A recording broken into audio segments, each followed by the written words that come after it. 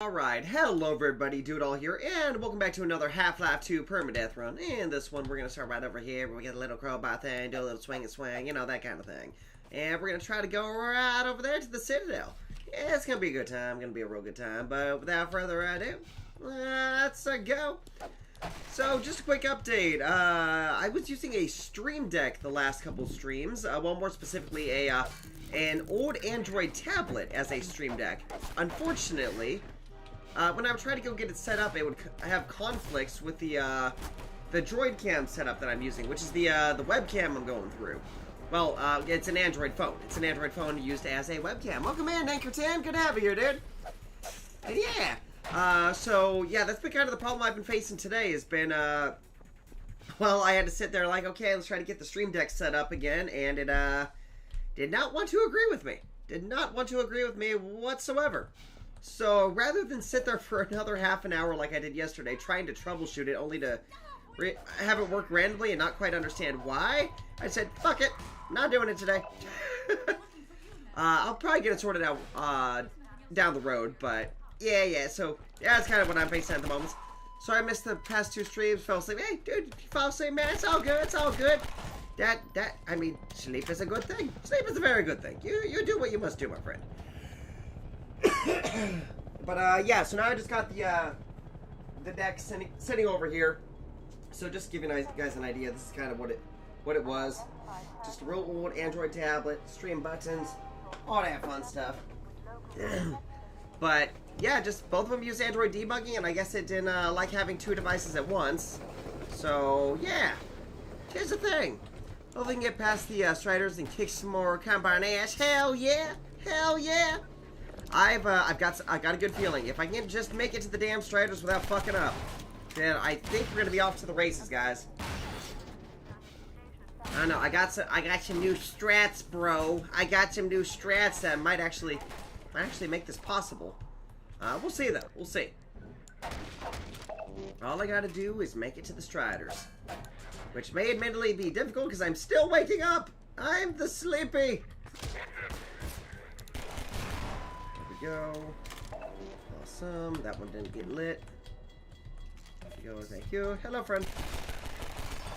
You come too? Oh boy. Oh, sneezies! Baghead, welcome in. See who summoned the baghead? I summoned the baghead. Octavio, welcome in, dude. Happy Sunday. All right, Stone. Hey, respect, man, respect. What was your intake method, my friend? Oh wait. And Shotgunner, welcome in. No, I just started. Oh, wait, yes, you're right. I did die before. And now you're playing Postal 3. Oh, God. I'm sorry. I hope it's at least bad in a funny way. I don't know. I haven't played it yet. Oh, boy. But, yeah, welcome in, everybody. And just for everybody that's tuning in, no Stream Deck today. We had issues. We had lots of issues. Conflicts with the phone, and I didn't want to fight with it today, damn it. Yeah. Gonna fuck 'em up. Let's see. I have an iPad mini from 2013. Oh, nice. Android is my primary use, though. I use both. I mean, you guys have seen that on the page. I play with all devices. The game plan's gonna be to swap out the Android device for maybe an iOS one and use another app called Touch OSC and use that as a Stream Deck instead. Hopefully with an iPad 1. Welcome in, Refax. It's good to have you here, dude. But, yeah, it's just, it did not. The Android, I think it was just conflict with USB debugging. Like, we had the, I've got to use the phone because I need a webcam, so that's the primary. Stream Deck is always going to be a secondary thing, but I've got enough iOS devices where I should be able to get it sorted out. You know, I should have changed my my donation goal to $5, because then I would have just used that $5 to buy the app that I need to test everything. But, yeah, that's kind of my game plan. Either way, we're going to have it set up at some point or another here. I wanted to make sure I could Perma-Death run before I ran out of time. Man, my family's going to be coming back home. In fact, they should already be on the way right now. So this is going to be the last day of loud streams, potentially. Well, at least for a little bit. I don't know. I'm going to take every opportunity I get to do a higher energy stream for you guys. There we go. Oh, you fell through that. Bad day, friend. Alright, so, yeah, we're going to have it set up at some point or another here. I wanted to make sure I could Perma-Death run before I ran out of time. Man, my family's going to be coming back home. So this is going to be the last day of loud streams, potentially. Well, at least for a little bit. I don't know. I'm going to take every opportunity I get to do a higher energy stream for you guys. There we go. Oh, you fell through that. Bad day, friend. There we go. Barnacle eats crow whole. Oh no! And apparently it even digests it, then spits it out like after what, 30 seconds or something? But yeah, this doesn't mean streams are stopping. Hell no, hell no. Just yeah. You want to hear an evil joke? Oh no. I suppose. What is evil about this joke? Oh god. I was wondering if you can save the hey over here help citizen before being killed by the Metrocops. Yes. I've saved them on accident a couple times during these runs. The problem that I run into is then you got the ones that spawn in. So maybe you could end up like really actually honest to God saving him after both segments. But it's difficult. He dies really, really, really quick. Hey, HL2, so welcome in.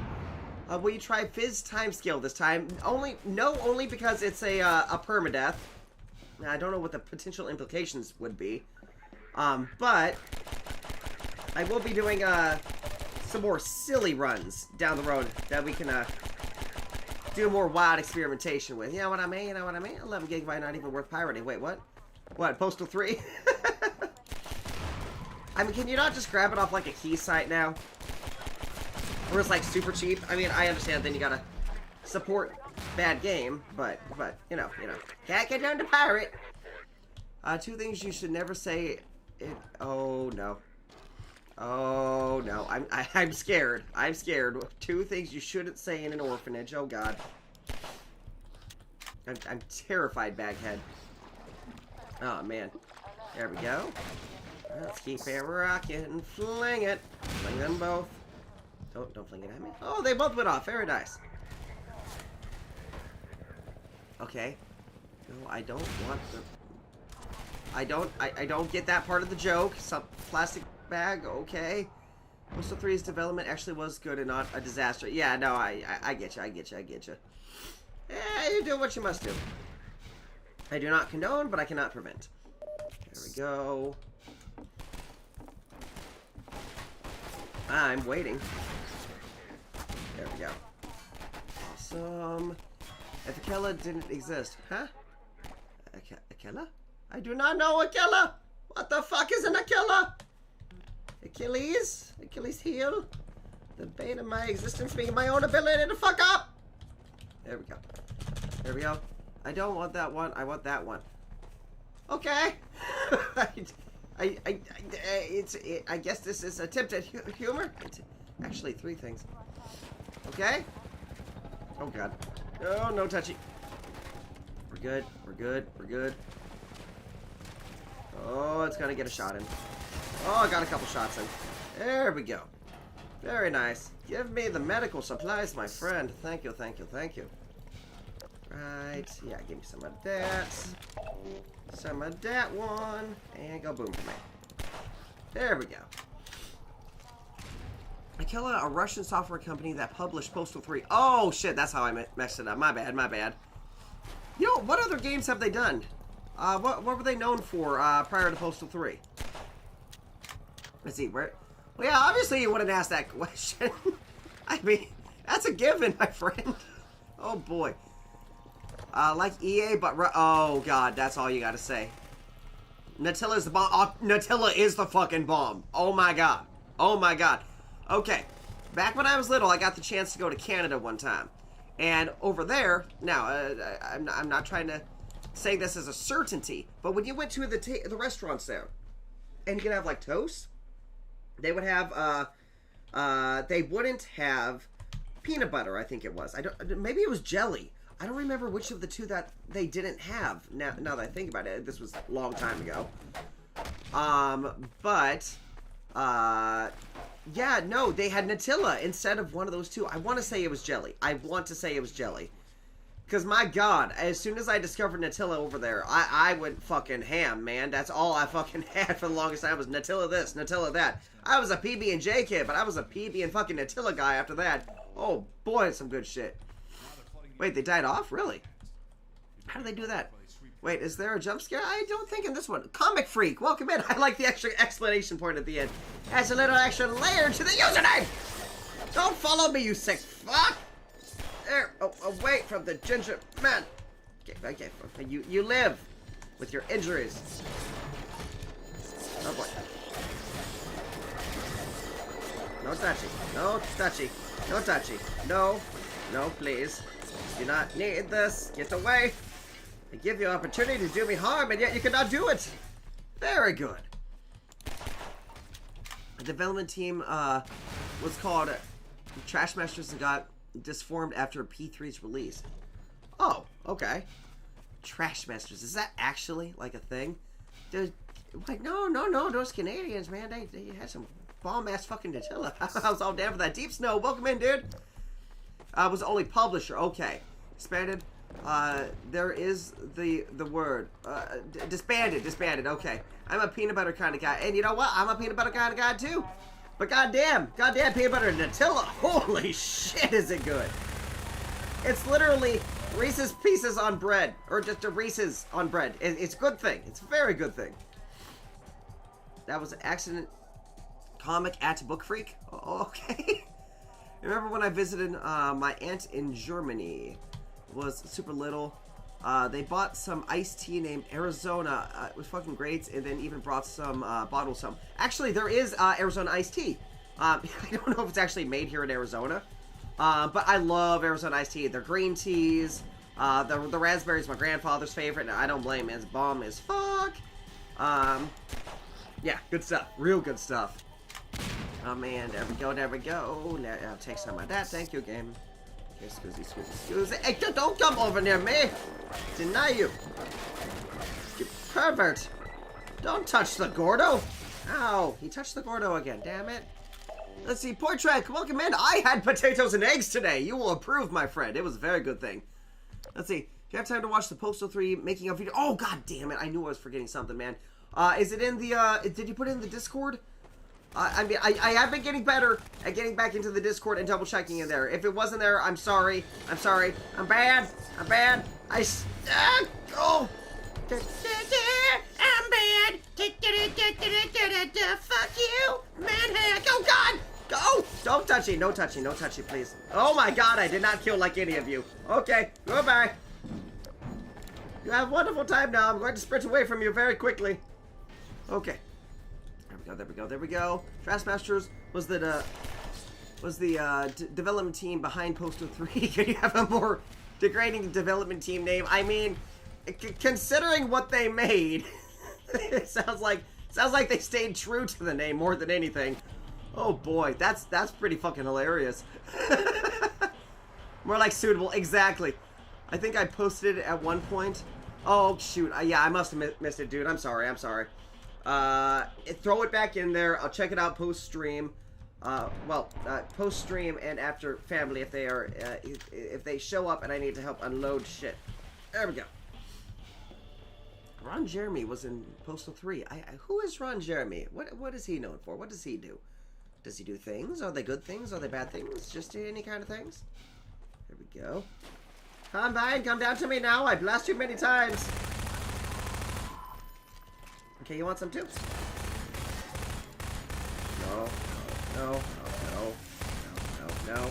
No, please. Yes, charge a bit. Very nice, very nice. Arizona sweet tea is the bomb. Oh, hell yes it is. Now, I'm gonna say this. It is pumped full of sugar, okay? That's why it's so good. Not to diss it at all. Again, I love Arizona tea. It's bomb. It's so bomb. But I since become a classy individual, and now I brew tea because I mean shit's good. I like it with a little less sugar now. Sugar gets to me these days, but goddamn if it ain't good still. There's this like this coffee machine that we use. It's like 20 bucks at the store, and like it's one where you would take a scoop of coffee and just put it in the machine and run water through it. Okay, just its own little scoop built in. Well, you just put a tea bag in there, and then you put the tea bag in your cup after, and it's amazing.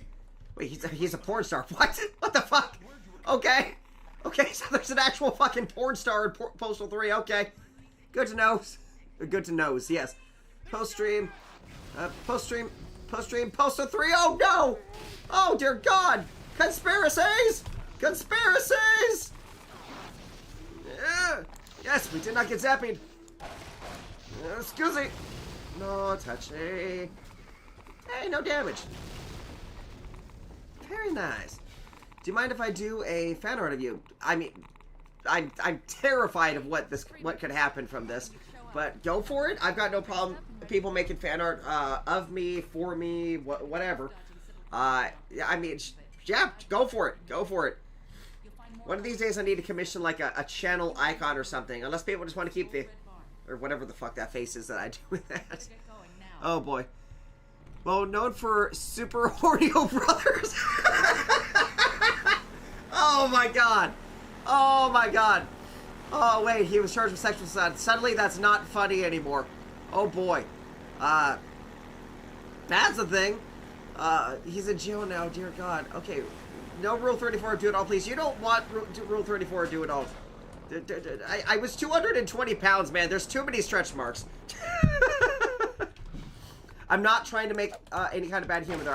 I'm literally just being honest about a situation. When you lose a lot of weight, I lost almost 100. Well, I did end up losing 100 pounds at one point. Now I've put on 40 cents, which is more healthy, which is good. But yeah, no, if you lose a ton of weight really quickly, naturally, and you don't have like surgeries to like remove the excess skin, you end up with stretch marks. It's just a given. It's just a given. I can sit here and complain about it. All I'll say is if there's sexy Rule 34 do it all fan art, it's not going to be very accurate. Got to turn my fan on there. Honesty is best policy. Oh man, let's see. Draw him like that one guy that says I'm at blank. No, wait, that hold on, that little guy. Hey, I'm outside. Blah blah blah, doing it. Then he stares at somebody or some shit. That one? Oh god. Save the innocent eyes from the trauma of doing all Rule 34. Yes, please. Please. Avoid this catastrophe upon humanity. It would not be a very good thing. It would not be a very good thing. Oh, boy. Give me supplies. Hold on. Apparently, I lost control of my vehicle. That was odd. I don't know what I did, but it started turning in the opposite direction, even though I was moving forward. So maybe the trigger for, reversing the direction of the turning is pressing a button rather than the momentum of the vehicle. I don't know if that makes any fucking sense, but that's what my brain's telling me, so I'm gonna fucking stick with it. There we go. Yeah, you know that guy, the one that does things, that guy. There we go. Oh, and guys, we're gonna do something silly. On the next episode of Hardcore Nerdography. I got a recommendation for, well, I had seen this before, but then I had somebody say, hey, you should do it, and then I had ideas about it. You guys saw that Among OS? You guys saw that Among OS shit? I wasn't going to do anything with it, because, again, I don't go after, I'm not a trend chaser. I don't like doing that shit. But I was like, wait, hold up. It's a Linux distribution that would be popular with people that probably don't give a flying fuck about Linux, okay? The reason I think that's cool is potentially, what if I took that bizarre fucking operating system and I made it into like I actually set it up and made it a usable system to where it's silly, but it would introduce people to the concept of Linux and how to get it up and running while still being silly. So it's an idea. I'm considering it. Just because, instead of just saying, oh, hey, look at this silly fucking Among Us distro. Oh, it so sucks. You know, shit like that. Instead of just doing that, we can actually make it an educational video. And it could be fun. I don't know. It does mean I have to install this on a computer, but it'll be a thing. It'll be a thing. Oh, man. Let's see. Hey, Shaver, I don't do Rule 34. Okay, good. But if you do, draw me with a giant schlong. Okay, we're talking a 12-foot meter. Okay, and when I say meter, I'm saying meat, as in meat. Yes, that's an accurate description. Meat is in meat. That definitely gives people an idea of what they're talking about. And yes, we want 12-footer specifically. I need it to be over twice the length of my entire fucking body. Okay. See, we got to set unrealistic expectations. Oh boy. Okay, chuck it. Okay, you're gone. Oh, maybe not. You lived. Oh, there was no.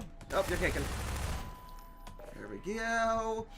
There's no street legal racing red line. Wait, hold on. Yeah, hold on. Street legal racing. The reason I'm mentioning that's on my abandonware. I downloaded it at one point. It was like I think it was like a knockoff Burnout kind of deal. I don't know. But if you guys want to see some, if you want to see more racing games, it's one thing that's always been kind of a debate. I want to do more racing games just because I love racing games.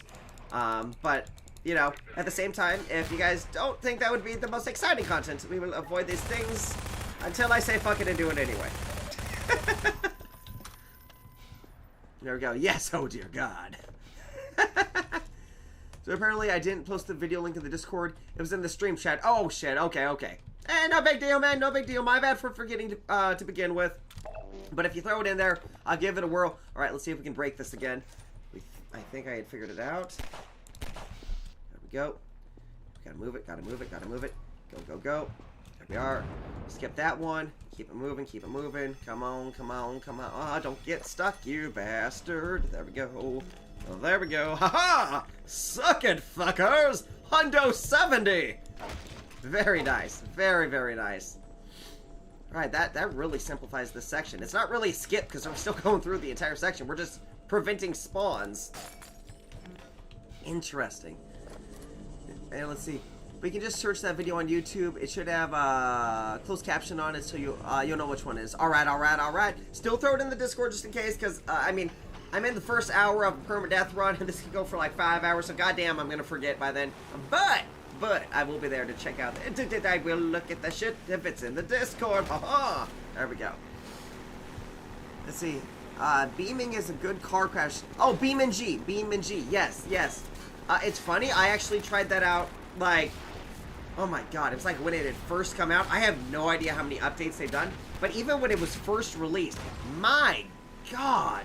Just it was mind-blowing, just how realistic the physics were. Yeah, for, like, crashing specifically, car destruction physics. Like, those are those YouTube videos where you'd see people drive off a cliff in a car in a game, and it would just, like, crunch it to bits, and it looks super realistic. That was more than likely BeamNG. There was another project that did something similar. I can't remember what it was called now. It's not Project Cars, it was something else. Okay, 85.8.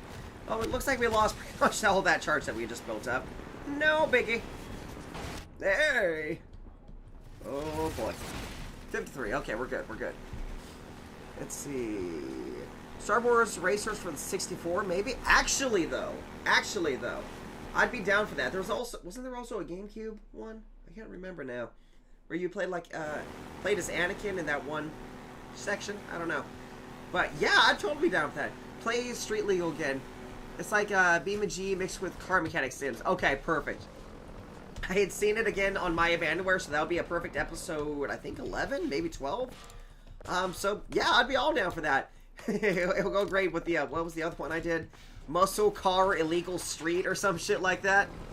Oh, fuck off, bait. What are you, Beto DLA? If I got a Twitch mod, ban this fucker, please.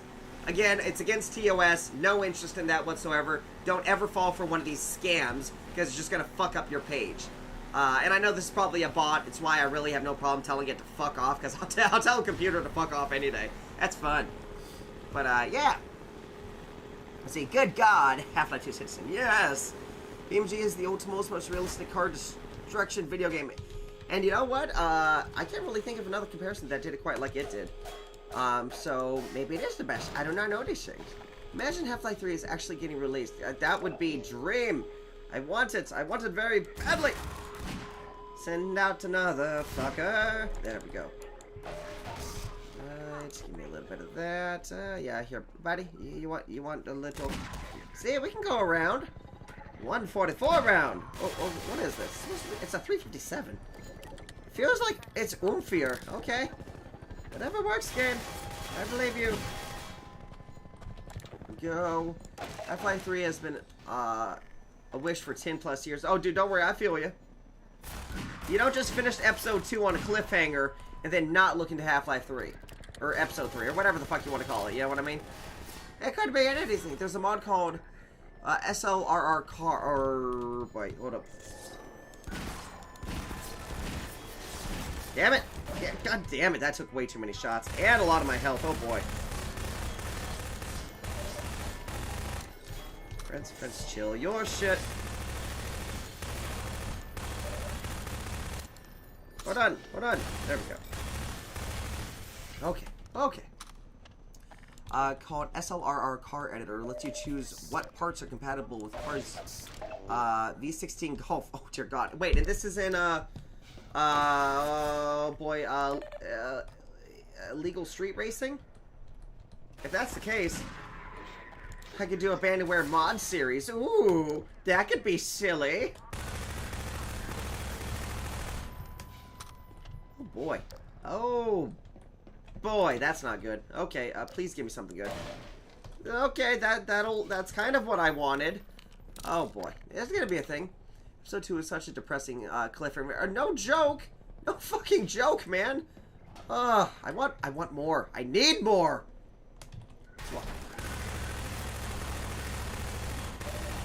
Good buddy. My SMG cannot hit you too well. Thank you. Hey, friend. Your friend abandoned you. Yeah, your friend is dead. Very nice. Okay, I am doing something to make my eyeballs see things, which would be very nice, because I cannot see those goddamn little reticles. They really need... That's the one thing I would like them to do, is replace those little dots in the middle. Like, they work great. They do work great for what they are, but they don't scale. They don't scale well. There we go. Beautiful. Yep. That was a grenade. Here, you want another one?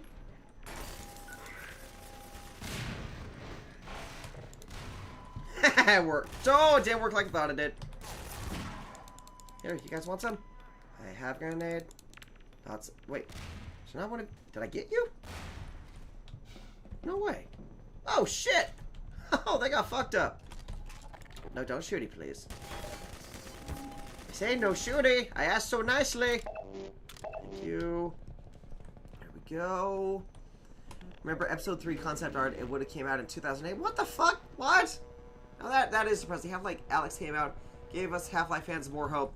You know, it's something. It shows that they're at least willing to continue working on the property, which I'm all for. It seems like every Half-Life game has tried to define some aspect of the gaming sphere in some way. Oh boy, I'm actually out of ammo. Okay, here you go, friends. I very rarely do this.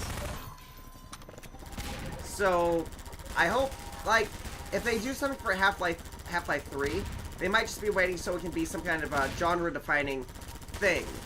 I don't know. But the fact that we gotta wait on this fucking cliffhanger is driving me insane. Like, I'm just do more of this. Just do more of this. Like, this works really, really, really well. Just polish it a little if you need to. Even then, like, I'm a little biased in that regard, because I look at this, I still think, oh man, this is a pretty-ass game. Even through its flaws. Ah, man. I want it, though. Okay, I'll get to work on the fan art. Alright, bro. You do what you must. Out of curiosity, what are you using? Alright, is it more pen and paper, using software-based? Just because I'm curious. If it's software, I'd definitely be interested in learning more about the softwares. Expose yourself to as much software as you can. Operating systems. Just Tekken fuck. Yep, Tekken fuck. Oh, boy. That could be Tekken Rule 34. Okay, no touchy. Okay, there we go. Very nice, there we are. Alright, let's get away from him. It would go very badly otherwise. Alright. In fact, I can probably get comfy for a minute, because we're just going to do a lot of boating here for a second.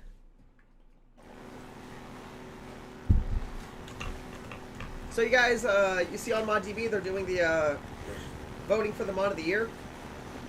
I discovered something that I'm not too happy about with the site. It's the mod of the year voting system. It's completely broken. Like, completely broken. How?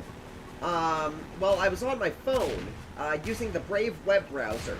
Now, I got multiple browsers on my phone, and Brave was not signed into my ModDB account. Then I went into the mod of the year voting, and was just kind of looking at what was there. Open up the Half-Life to see kind of what popular ones were there. And I saw Half-Life Delta. And I was like, you know what, I really... Wait, was it Delta or was it Signal Loss? I don't remember which one I clicked on now. Oh boy. I should have done both of them if I didn't, but yeah. Anyway, I clicked on it. Not logged into anything. It said voted. Now, here's the thing. I'm hoping that it didn't actually tally that vote. Because if it does tally that vote, that is ripe for exploitation. So you write a simple bot, you just keep rotating through your VPN, just changing your IP every so often, logging in every time. It's like, okay, vote, vote, vote, vote. It's so ripe for exploitation. It's like, what's the fucking point anymore then? And you guys know me, I love ModDB. I fucking love ModDB. But goddamn if they don't have a few little issues they gotta work out. That's a minor one. You know, we've had other issues with like bot spam and shit like that in the past. But something to keep in mind. If you see like a really weird candidate that comes out that really doesn't seem like it should have taken the win, remember, easily exploitable system. Very easily exploitable system.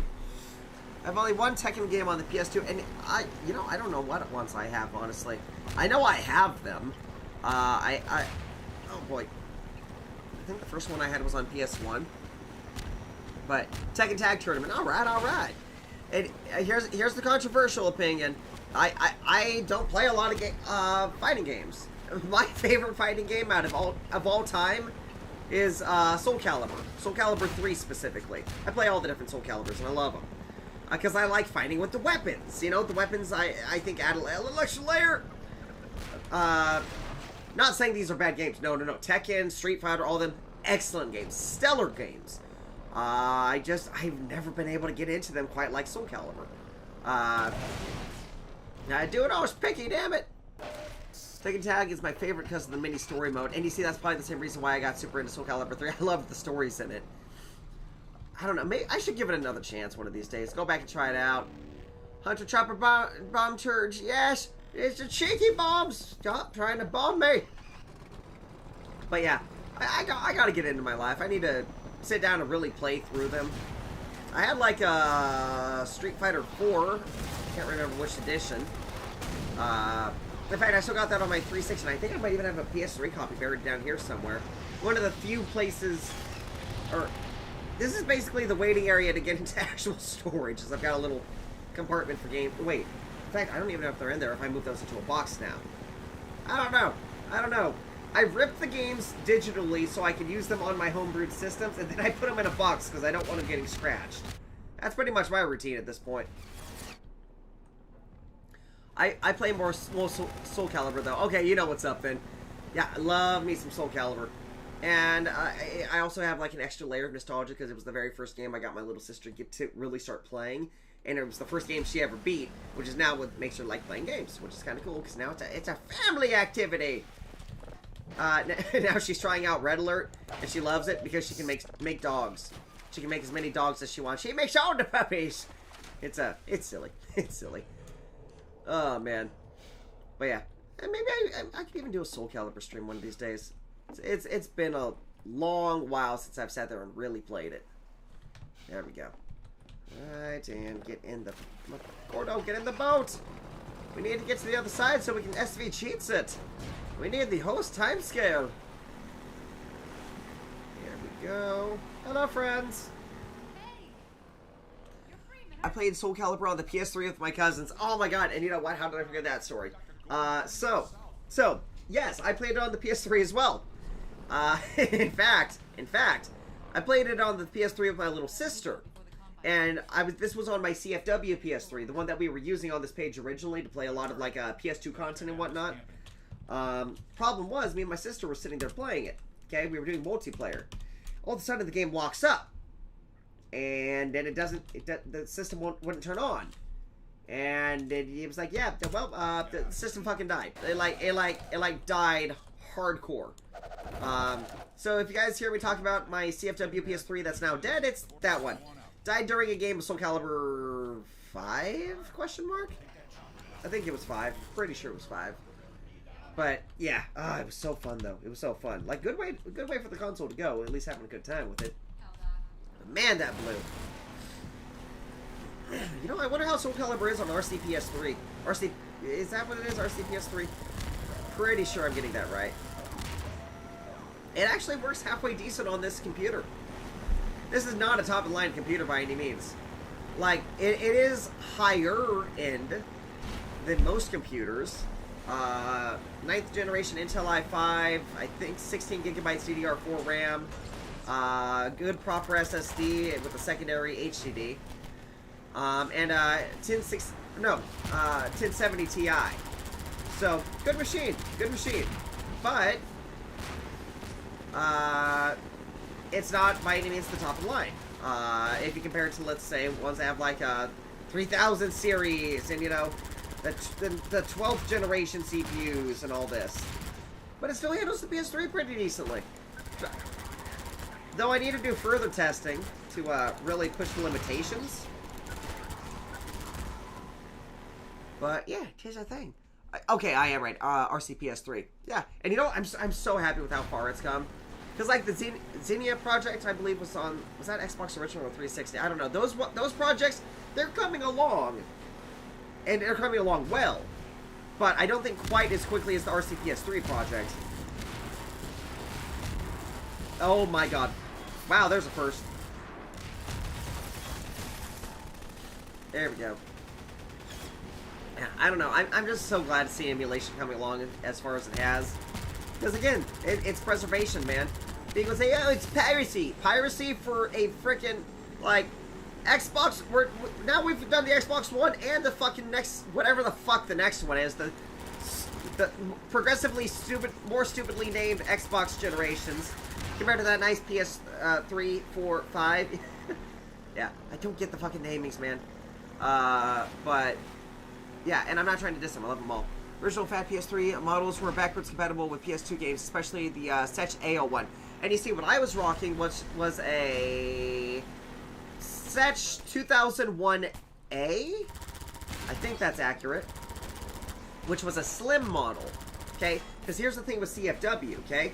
If you get actual honest-to-God custom firmware, you unlock PS2 backwards compatibility. Again, that was the entire reason I had that slim. You had the better cooling, which obviously didn't work very well for me in the long run.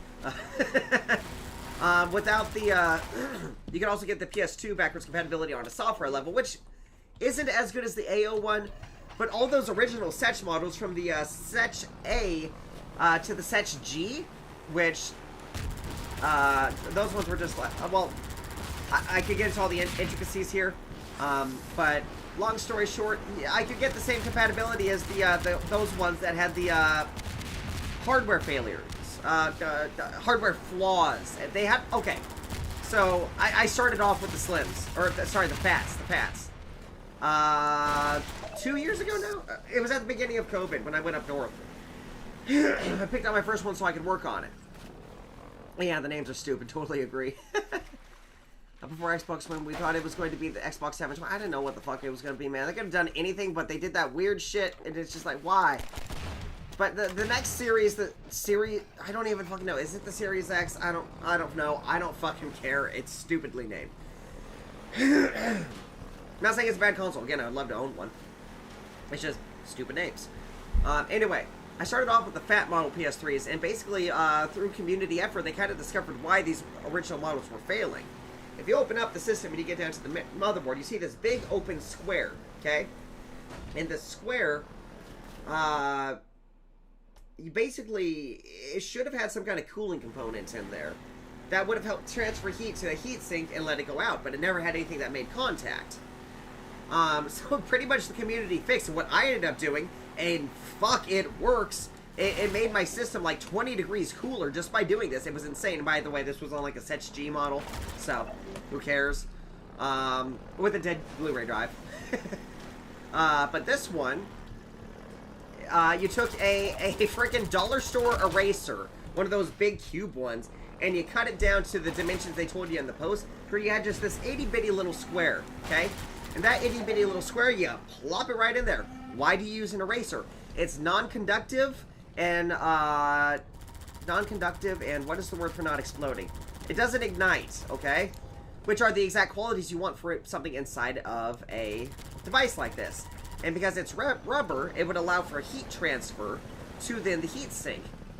And with this one little fix, with, again, a dollar store fucking eraser, it completely solved the temperature problems that this console had. And I did this then with, like, 3 or 4 more fat systems, because I ended up winning a listing on eBay for, like, a lot of them. And it was cheap as fuck. Otherwise, I wanted to do it. I think it was, like, 60 bucks for 4 systems. And for every single one, it works. They did say that, oh, it doesn't always work. I think it might be it doesn't always work to somebody to get the dimensions right. Wow, you died really quickly. I didn't finish talking, I didn't lose any health. Okay. This is my name, 404. What the fuck? I mean, I'm like, welcome in. That's an introduction. But, yeah, Xbox One. And then it confused all the people like me that had the original Xbox. But, yeah, no, that's your little simple fix for the PS3. But yeah, if you can get your hands on a CFW model, I would say if you can find a Setch 2001A, that's the one I had. Loved it to death. Slimline model, better fans. They addressed that board issue that I just mentioned. But if you do have one of the other ones, open it up, do the eraser trick. God damn if it doesn't work, man. As the new Xbox consoles are called the Xbox Series X. Okay, that's what I thought it was. Which, I mean, what the fuck is going to be the next one, then? The Xbox Series X2? I don't fucking know, man. It's going to be even stupider. Like, they're just going to get more and more confused and have a deeper identity crisis the further they go.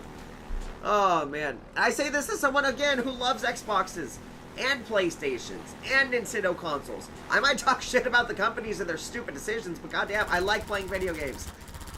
That's the golden rule. Right, Stratosphere? Oh, Stratosphere. Oh, buddy. Buddy, your foot. Ooh, yeah, kick for me. Just testing your reflexes. Doctor Do-It-All. Apparently, let's see here. 1, 360, 1 again, 2, 10. What the fuck? Oh, hey, buddy. There we go. You did more damage than the helicopter. Very good. But, yeah. I don't get the fucking naming systems, man. Love the consoles. Very confused about everything else. Xbox One also had a disastrous launch. Oh, fuck yeah, it did. Here's how you exchange or give a game to a friend on PlayStation. Here you go. Like, oh my, what the, like, it was that one guy that became like the head of Xbox temporarily, and then he got the boot right after, and he was like, I don't know, he did not understand gamers. He didn't understand gamers. He didn't know the market at the time. And yes, we're kind of moving to Xbox Series XL. I like that. Like, he did not understand the market he was going for at the time. Yes, I know we're moving towards now, more towards the digital era. But at the time where discs were still the prominent, you know, staple of the community. Yeah, no, he fucked up. Metro Cop is leg jamming the door. Sounds excruciating. Oh, ow. Yeah, actually, now that you think about it. Oh, man, it's like constantly kicking. Yeah, man, Gordon just shoving the door into the leg. Technically, he went through the entire fucking door. How much pain would be involved there? I don't know. But yeah, that launch was something else. It was almost as bad as the PlayStation 3 launch. That was pretty disastrous too. And then you can compare that to, I think it was the Dreamcast launch, with the PlayStation CEO coming on at $299. Oh man. Yeah. Again, I'm saying this to somebody with a Dreamcast sitting right here, and a PS3 with a PS4 underneath, and an Xbox One sitting up there. Most of them being pretty damn broken for their own special reasons. That's why I like them. I like fixing them. There we go. Yeah, in fact, this, I've really fallen in love with systems with broken disk drives. Oh my god. For the Dreamcast, you swap it out with a GDEMU. PS4, if it's hackable, you can just use it with fake package files. PS3, again, same as the PS4, you just use an external disk, or you can install it to the hard drive. Of course, for all these, you better have another console separate that does have a working drive. That way you can rip the games. That's the best practice for it. I think I already talked about the Dreamcast GDEMU, and you can even swap out the power supply in that with like a custom one, a Pico PSU. Not going to do that, but it is an option. And the Xbox One has a dead Blu-ray drive as well back there, which is why I got it so cheap. That's why I got all these so cheap. And that one, I could just do Game Pass. Or what my game plan is to eventually drop the $20 for the dev account. And then I can use that for emulation, for RetroArch. Which isn't original by any means, but it's a silly thing to do with it. It's repurposing. It's a thing. Oh boy, do I have any other weird projects? Oh, I've got a DSi or a 3DS, one of the two. Yeah, it's my original 3DS. It obviously had belonged to a little kid. And what they did was they took the game cartridge and shoved it in backwards, but like forced it in and destroyed the pins where nothing will work in there anymore. And then I just hacked it. And again, kind of like the PS4, just kind of the .cia files. Just use that with it. And again, own the original games. I got like my other 3DS, which is around here somewhere. That one works perfectly. So I don't need to worry about that shit. Let's see, we have X Souza. Welcome to the party. Souza. Maybe not, I think I did it with a soul. It's a so. Probably fucking this up. I don't know. Oh, very nice. But yeah, I like broken game systems. They're fun. They're cheap and they work very well. Definitely not for the way they want you to use them. God damn it, they work. Oh man, come on. Yeah, you know, I've never really showed off that one 3DS, that original 3DS I have. It's this little blue one I got. Got it at Goodwill. I think it was like 10 bucks. And that was years ago, back when they were still pretty pricey. Fat PS3 is very nostalgic for me, especially its startup sound and the logo. Looked like Spider-Man 3's logo. Yes. That awesome Spider-Man text. They did end up replacing it, I believe, in later firmware revisions. Which is no problem, you know. They gotta do what they gotta do. I get it. But yeah, regardless of which PS3 you got, you can have a really good time with it. Oh my god. One thing is, like I said, just address that that hardware flaw, and your system will last much longer. I forget. Have I done a live hacking for the PS3? I don't remember now. I know I've done a few Wii's now. Where are you, Alex? We're in a scrapyard airlock, stuck in a full auto cycle. And again, I do need to specify, I never owned a PlayStation 3 up until 2 years ago, and now it's one of my favorite modded systems ever. Thanks to the PlayStation 3 startup sound and updated logo for the Slim in 2009. Oh, okay. You know what? Oh my god, I believe there's an exploit method to where I can install like the really old versions of the firmwares. Yeah, that's something I can play with too. I want to try out the PS3 Linux. It's all PowerPC based. Might be a silly project one of these days. Let's see. But I wonder what the original startup sound is. I actually don't know now that I think about it. Actually, that could be... I ended up with one system that was like really fucking old firmware. Oh my god, I wonder if I... No, I think I sold that one. I don't know. It still had like the other OS feature in it, which was the original Linux setup for non-CFW systems back in the day. I only had the PS3 Slim. It was one of my favorite consoles. Dude, that's why I got one sitting right here. Now, problem with this one, it's not CFW. It's not CFW. Couldn't get CFW to work. It's a Setch 2501B, which you have hit or miss compatibility. Unfortunately, this one was a miss. Can't remember where I got this one. I think this was a $20 system off of OfferUp or something. But yeah, no, it didn't have the compatibility, unfortunately. But every single PS3 model can have HIN, which is amazing. It's amazing. The only thing you don't get is you don't get the PS2 and PSP compatibility, which the PSP is not even worth speaking of. None of the good games work. It's pretty blah. Not having the PS2 though, that's kind of a killer because I love the PS2 emulation on PS3. Oh my god. But if you just want your PS3 and especially PS1 games, like even like Region 3 and shit, HIN gets the job done, man. Oh, it gets it done so well. It can do I want to say, yeah, like 90% of what I would be doing. So, yeah, if you guys want to just mod your PS3, just know that's an option. You can't do CFW if you don't have the right model, but HIN is always there for you.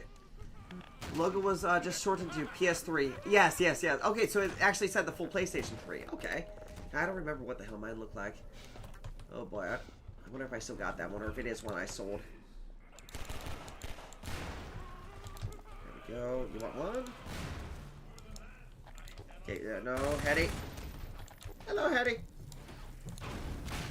Very good. Good thing I didn't move quick there. PS3 Slim is more reliable than fat models. Yes, again, because they addressed that one, the hardware issue that I mentioned. Again, you can fix it. You can fix that issue with the board just by using a freaking dollar store eraser. Like, that's not an exaggeration. It does take the system apart, which the first time is a little scary. And then you realize, oh wow, they actually made it really user-friendly to take apart. At least in my opinion, they did. Oh no, you didn't get burned. So yeah, don't be scared of taking apart the PS3. Just take your time. Use like salsa cups or custard cups or whatever the fuck you call those to hold your screws. That's why I use and then I like stack them in a way so that it stays in order from which ones I was working in. And follow a guide. You do those things, you can completely refurbish your system and it'll last way longer. Does your PS3 have a jailbreak? My original one had the CFW on it, which gave me full compatibility. Well, like, I think it's like 85-90% compatibility for PS2 games. It's basically the full-on jailbreak that you don't have to run every time. But the one that that's sitting right here after my CFW one died, this one is a HIN exploited system. Which you have to enable every time you start the system. But again, then you get all of your PS1 games, you get all your PS3 games, and it just works. It just works. And I like it for that. And it works off an external drive. Yeah, and thankfully the community has come a long way now, so we can use like huge hard drives. Huge hard drives. Just use like a GUI format or FAT32 patcher, which is what you use for a lot of retro system things. It's just a good thing to have. My PS3 still runs like a clock. Oh, that's awesome, dude. I will say this. I would Oh, Oh, that was the problem with doing some of these. Oh, damn it, I fucked up. There we go. Okay, we're good. Yeah. You gotta do a procedure called decapping to really, really clean out your system. Unfortunately, I've never done that on a system, and it honestly kind of freaks me out. After my last experience with my other PS3, I really need to sit down and learn how to do it. You basically take a razor and you gotta pry up, like, the RX chip and... what are the name of those chips again? I can't remember now I think about it. But you had your video card, or your video chip, and your CPU. And you gotta pry it open and basically put new thermal compound in there. But you're using like a razor to break adhesive, or maybe it's not adhesive, maybe it's something else, I don't know. But it's a scary process, and if you fuck it up, you break your system. I already told you the tragic ending of my brother's Sech AO1 PS3. I'm trying to remember what that was. I know you've told me about it. You are right on that. Yeah, remind me, what happened? Micah, welcome in. What's the furthest you've gotten in a PDR by now? Right outside the Citadel. Like, literally, it was in that last section, and I blew myself up with a rocket launcher by shooting it in a doorway. It was very sad. I wanted to cry, but I didn't. On camera, at least. There we go. Okay, no touching now. What? Don't do that. Don't do that scary shit. There we go. I got the yellow light of death. Oh boy, and I think that is, I think that correlates to the overheating issue. And yes, if it's on that one, it had that, that hardware issue. That one open square on the board, and it would just eventually kill the system. That is why you saw so many yellow light of death, especially these days. But, yeah, it's a thing. It's a thing. And, yeah, it was a pretty bad death. It was a pretty fucking bad death.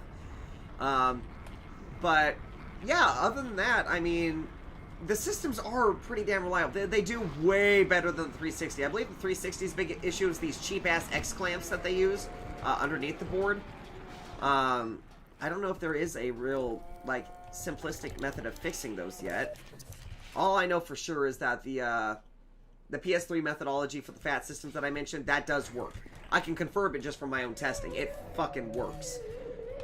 Though it would still take further maintenance than even just that. Like, again, probably decapping to reapply thermal paste to really ensure your system lasts longer. And then you just got the simple facts these systems are going to burn out, which is why I support emulation. Which is why I really support emulation. Because at some point, all the hardware is going to die. Which is sad, because, again, I'm somebody that prefers playing on hardware. But I also understand the realities of it. That, yeah, support hardware and the people that work on that, because goddamn, we're going to need it for the future. Go. It's only been happening recently. It wasn't an immediate problem. Wait, and this is in relation to what? The yellow light of death? It's probably just, again, it's old thermal compound. It's got that board issue. All these things stacked together would slowly start deteriorating your system. So they really should be addressed if you want it to last way longer, you know what I mean? And I'm curious if I were to, you know, I should just use the one that I got and decap that, the burnt out one, and use that as my test bed for learning, like, decapping procedures. I mean, I doubt it's going to save the system, but, oh boy. Yeah, don't do any crazy jumps now. There we go. Okay, buddies, come on, come on. Yeah, I'm just taking care of some of these guys, so, got less swarming us at once. Okay, we're good. And let's see. The launch Xbox 360s were worse. Oh, hell yeah. Over 50% fail rate? Hell yeah, it was. Hell yeah, it was. Again, and that's why the it's that X-clamp issue. It was just, it was gnarly, man. There's a reason why you go to Goodwill's and you still see Xbox 360s all the time. And they're, more often than not, they've got that issue. It's Red Ring of Death. Yeah. The one thing that gave them a slight advantage was just the fact they were cheap. They were dirt fucking cheap. There's a reason why I still had an Xbox 360 and one of the base models before I ever owned a PS3. It's because I could go and get a $20 Xbox 360 any day, but I would still have to buy a used PS3 for $100 or something. But, and unfortunately that still kind of applies. You can still get Xbox 360s dirt fucking cheap, man. I really should just, I need to find like a stack of Red Ring 360s, and we'll just do crazy experiments. Like, we'll do the old oven method and all that, which are horrible ideas. But apparently they might work for some people. I can see how they might work. It might respread the thermal compound. What I need to do is get an actual, like, heat gun, so we can properly do all these things. I don't know. I don't know. Silly thing. I don't know how to do them. But if the system's already dead, who gives a fuck?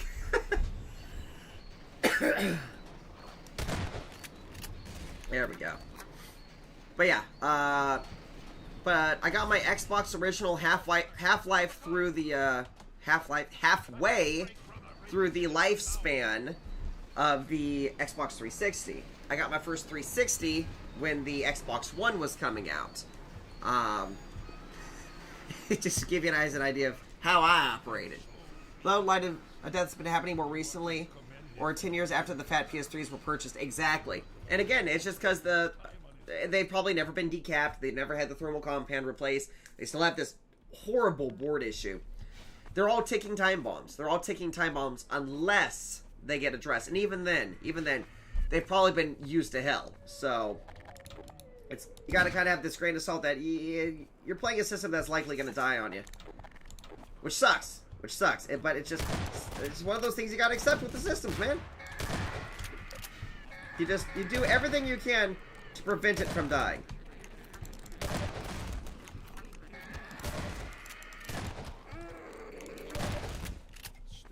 There we go. I should do more hardware maintenance videos for the system. That'd be silly. I know I still gotta do one for the PS4 here, because I've never replaced the thermals on it. I don't really play it that much, but if we do more experimentation with like PS4 Linux, I definitely need to make that happen. Hey, we gotta open up a Dreamcast, just because it's silly inside. I think it's a really silly system. I like it. The launch Xbox 360s were called the Pro or Premium. Yeah, and then down the road, they came out with the Arcade and Elite, right? I don't know. They all had very similar hardware inside. I mean, they were pretty much just the same systems, just different casings and hard drives. Yeah, and the Elites did address some of the issues, or no, sorry, the Slims addressed some of the issues, but I would still see them showing up, the Red Ring systems. My big goal is I want to find a freaking X key. I want to find an X key so bad. Or a Wasabi. These are optical disk drive emulators, very similar to what we use on this page already. That, without needing a modded system, well, I mean, you are modding it on a hardware level, but you don't have to do a JTAG, you don't have to do an RGH, you don't need like an actual honest-to-God physical mod chip. You're just, you're tricking it into thinking there's a DVD in there, you know what I mean? Or a dual-layer DVD if we want to get really technical here. But, yeah. And then the Xbox 360 core, I don't remember, what is the core? Is that last, the E model, right? That one's kind of a bitch, if I remember, because I'm pretty sure it's still a pain in the ass in the modding community. I don't think you can really do much with them. I don't know. One of these days I need to try hacking a 360. Because, yeah, I mean, DVD flash is an option. You know, I've got stacks of dual-layer DVDs. I can actually do that now. And I still got, like, backups. That's one... Basically, you're just flashing the firmware on the DVD drive to accept burns, but you gotta have a specific model. The Xbox 360 Arcade replaced the launch core model for 2007. Okay. Yeah, like I said, I was really late into the span, and I haven't done as much research into them just because of how much more of a bitch it is to mod compared to other systems. Yeah, I like software-based modification. Hardware-based stuff kind of freaks me out considering my visual disabilities. But it'll be a goal one of these days. We'll play around with it for the page or something. Probably break a system or two, but goddamn if I haven't already done that in my life. Check out automation. You can design your own cars for exporting into BeamNG. Okay. Maybe you can do streams for making the worst, coolest car, but viewers choose the parts. That could actually... Gregory, what the fuck are you doing, man? Yeah, I'd be down for that. That could be silly. I wonder how I could get that set up. Who cares? That'd be fun. I do it. I do that. It sounds like a silly thing. My PS3 game freezes when I'm playing. Do you know any fixes? Well, I mean, it depends. Is it all... Oh, PS3 games, plural. Your system could be... I mean, I immediately start thinking your system's burning out if it's all of your games. Because basically, it's gonna... Your system heats up when you're using graphics, when you're, you know, using that CPU. And that generates heat.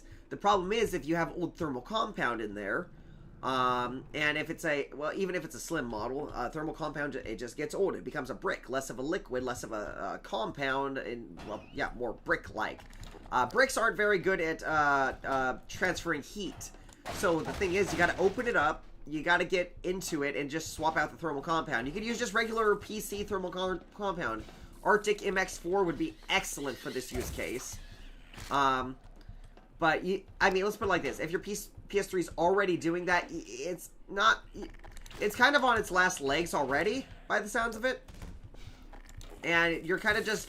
You're trying to extend the life. Hopefully that'll stop it from dying in-game, because it'll be able to transfer the heat properly then. But, yeah, you're pretty much going to have to open up your system, dude. That's what I would recommend, because nothing software-related is going to help you at that point. It's something hardware, probably just because it's old. I mean, it's over 10 years old at this point. You're supposed to replace thermal compound. They say, oh, every 8-ish years. No, every 4 years. You replace it every 4 years if you want the shit to stay. If you want to know. If you want to know that it's good. But yeah.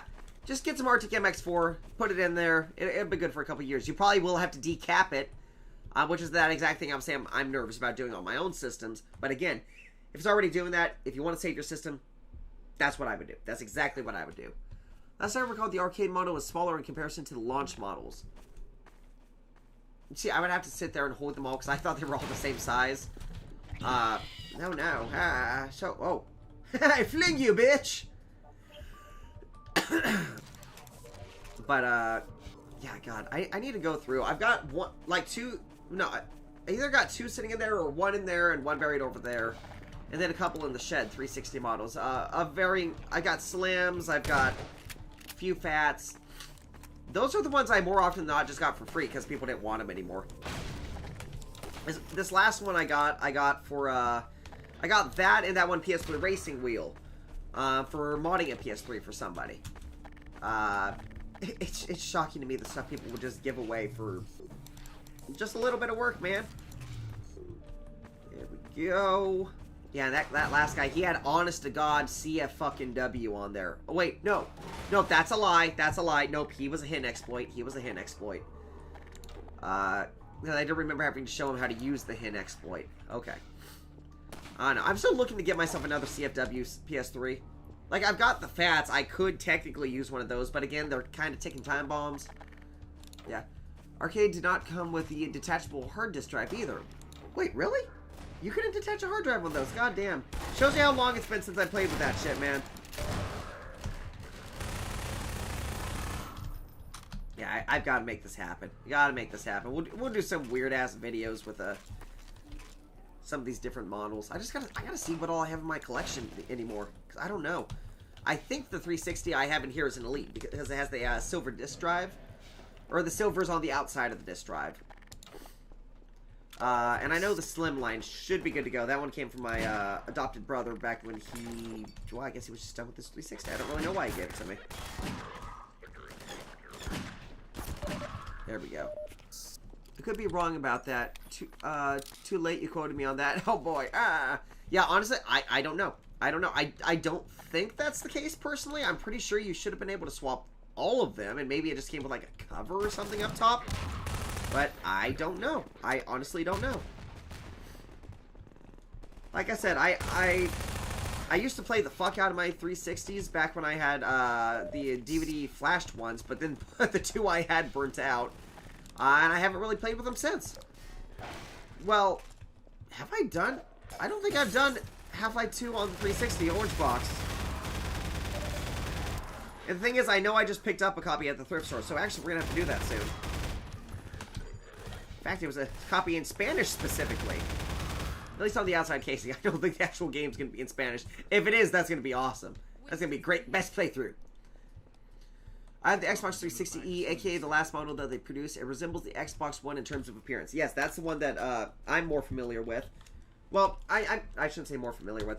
I'm familiar with it because of the... Oh, wait, duh. He set that to 5. I'm familiar with it because of the modding community. Because all these different people say, yeah, we don't touch these ones. Buddy, come on. Go, do thing. Oh, machine gun knock. There we go. I'm trying to remember if I have an E model. I don't remember. I gotta go through with the collection. I got a box in my shed that's just filled with them. Down there's got some. Back there I've got some. Just all kinds of different weird ass systems. Mostly Wii's. Mostly Wii's. I got a lot of Wii's. Quite a few PS2s.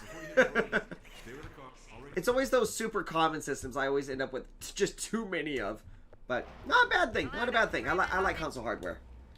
Let's see. Ooh! Hold on. Actually, I can show you guys. This is a project that I think we're going to work on. This is for a PS2 FAT.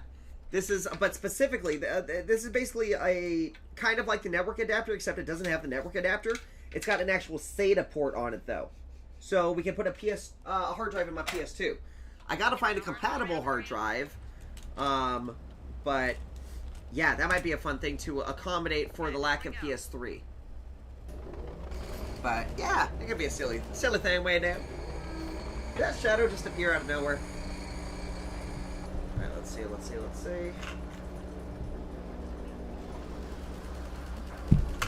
I didn't get out my G-gun, did I?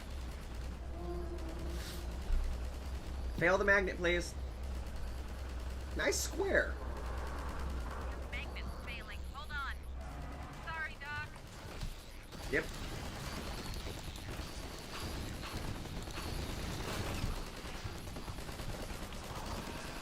There we go. There we go. Now let's see. Oh, let's see. Oh.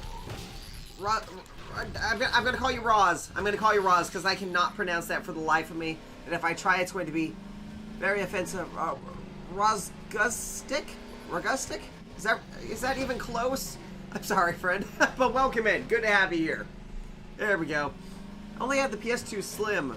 My brother had a PS2 Fat model before the disc drive jammed. Do you like? Do I like what? I don't. What am I? The username? The username? Cool username. Cool username. If it's something else, I don't know. I don't know. And let's see. Oh wait, hold on. It had the PS2 fat model before the disk drive jammed. Okay. One thing for the disk drive. Well, it depends how it jammed. I'm thinking of the Xbox original. Never mind. The Xbox original had these little bands, and they would stop opening, and you would take out the little rubber band and just rub it with some alcohol, and then put it back in and magically work again. But you can still get use out of that jammed PS2 if you got it. Just do a free McBoot exploit on there, and you can run games off USB. Again, just make backups using your working sim or working slim model. Just do the free McBoot exploit on that. In fact, you could do the free DVD boot exploit on that first, and then use that system to mod your other system. It worked great. And what peripherals do I have? I mean, oh my god, I don't know what ones I have anymore. I used to have like the Namco gun cons. That racing wheel works on the PS3. I don't know. No, it doesn't work on the PS2. You know what I got a lot of? I got a lot of dance mats. I got a lot of fucking dance mats. I had a lot of the fold-out ones because there was a sale at one point at like Sam's Club or no, they were clearancing out DDR-X1. It just was not selling well. Couldn't sell it at all, and nobody fucking wanted it. So they dropped down the price to $5 dance mat with the game, which was just a stellar deal. And back then, I used exclusively the fold-out mats, which is definitely not the way to play if you want to become an expert mode player. But at the time, it was a stellar deal, so I ended up buying, like, too many of them. Then I started looking for the foam mats once I realized just that's the way to play. Like, it is the way to play. It's my favorite way to play. So I've got 2 that I bought brand new. No, 3. I've got 3, except the third one, the USB's ripped off of it, so it doesn't work anymore. But it's also compatible with the PS2 and Xbox Original, and I think the GameCube as well. And then I also got some official Konami ones that are also universal at Goodwill. I think I got 1 or 2 of those. But, yeah, that's what I got a lot of fucking dance mats. I really like Dance Dance. It's a fun-ass game. Good workout. My brother uses a memory card or USB of some sort to play games on it. Okay, it's that is the free McBoot exploit. It uses a memory card. Yes, it saves the exploit onto... And the exploit is on the memory card, and it runs from the memory card. You'll see the menu pop up when you start up the system, right? And you got all the extra options on there. Okay, that's free McBoot.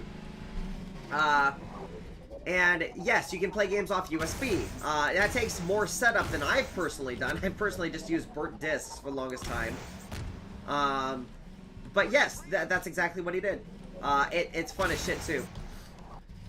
Easy to do. Easy to do. I believe the SPH 3001 was the launch PS2 model for North America. I should have one in this next room over. I'll have to see what one that is. I don't know if they have multiple fat models or not. But I got like 2 or 3 slim models back there. One of them is the last model, the silver one they did. My brother got that for, it's either $5 or $10 at a yard sale. It was my birthday gift last year. I never had a silver one. It's cool.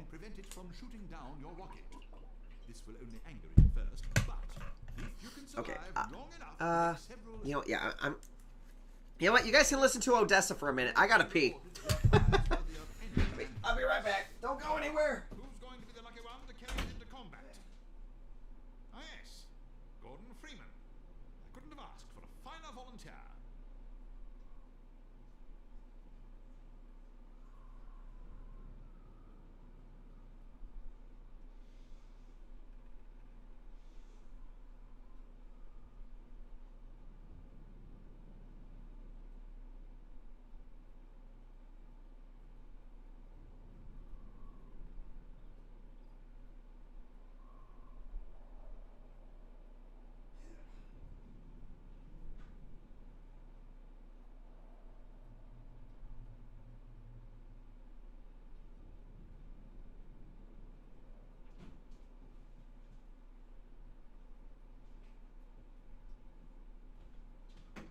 Okay, so just for the fun of it, real quick, here's my fat model. Well, one of my fat models, PS2s. I think I got another one in the shed here.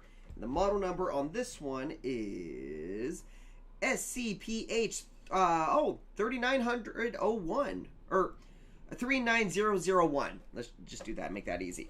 And for the free McBoot exploit, it runs off of this memory card I got right here, and then this one is my data card, and then back here.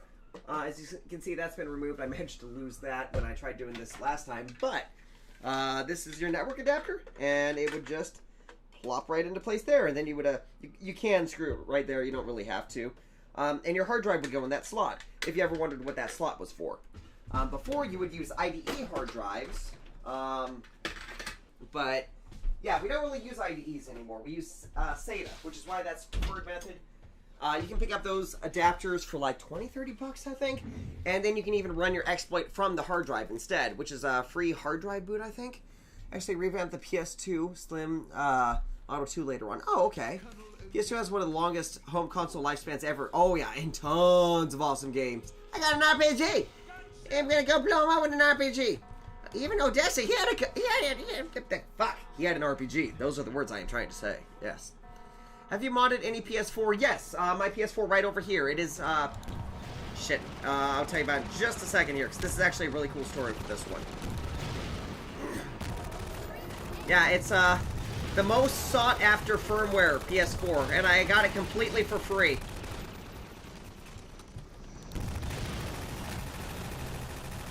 Yeah, for free by legal means. I need to specify that as well. Ammo, ammo, ammo. Here we go. Yeah, thank you, T-Mob, welcome in, dude. Now, this is what I'm going to say about the PS4. If you're running firmware 9, don't fucking update. Don't fucking update. I cannot scream that loud enough, okay? Because it looks like in the next, hopefully, 3 to 6 months, we might be seeing a new exploit, okay? C-Turt and, oh my god, The Flow. They both put in, requests, or, they did that Sony Bounty program, and they kind of hinted at the fact that, hey, 9.0 might be exploited, which is awesome, especially for people that have, previous firmware versions, because you can backport new games to run on the old firmware versions, which is why this one, a 5.05 system, is able to play any games up to, 7.55 right now, which is stellar. But the story with this one is, my friend Ben, he heard I didn't have a PS4. I didn't have any consoles from that generation, and this was about 2 years ago. It was just before COVID happened, and he's like, hey, I've got one that's sitting in my closet right now that you can play games off of, the digital games. He's like, I just got a broken Blu-ray drive. And I was like, oh, okay, that's cool. And he was like, yeah, it's been sitting in the closet for 2 years. And I'm just thinking, okay, if it's been sitting in the closet for a few years, maybe I'll get lucky. Maybe it'll be a firmware version that's exploitable. Who would have fucking thought it was exactly 5.05? Exactly 5.05.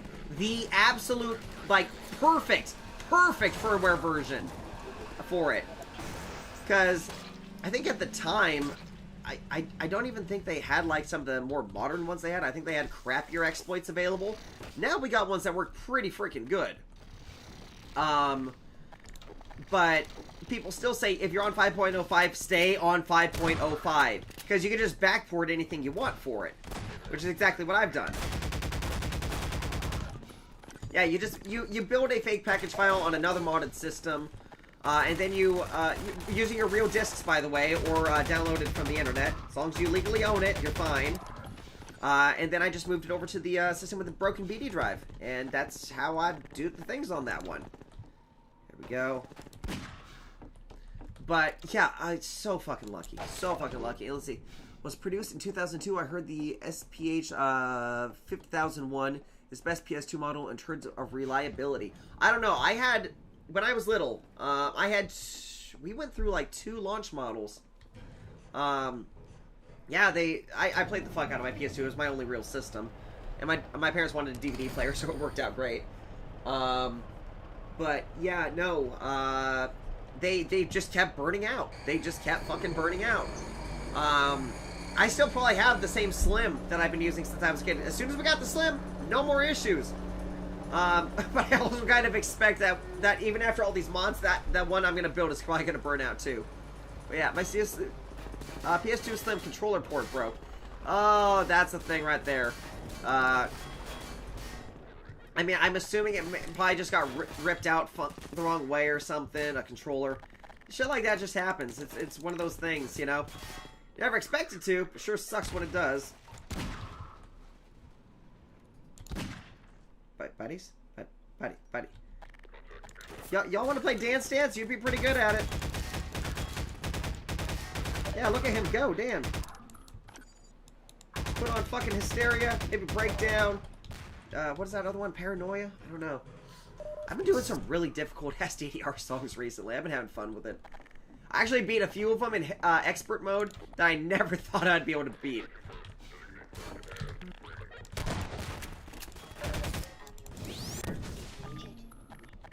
Hold on, Fred.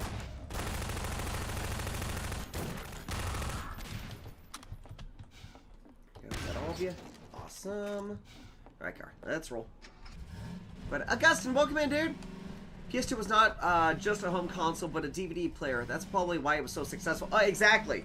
I know that's why I ended up with one. Because at the time, not only was it a DVD player, it was one of the cheapest on the market. Okay, it was the same thing with the PS1. It was the best CD player on the market at the time. Okay, so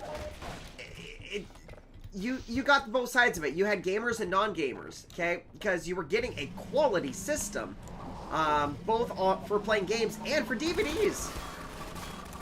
My mom was sure happy with it. She's not a fucking gamer. Octavia, welcome in, dude. Kind of with the PS3 too. Oh, exactly. With Blu-ray compatibility.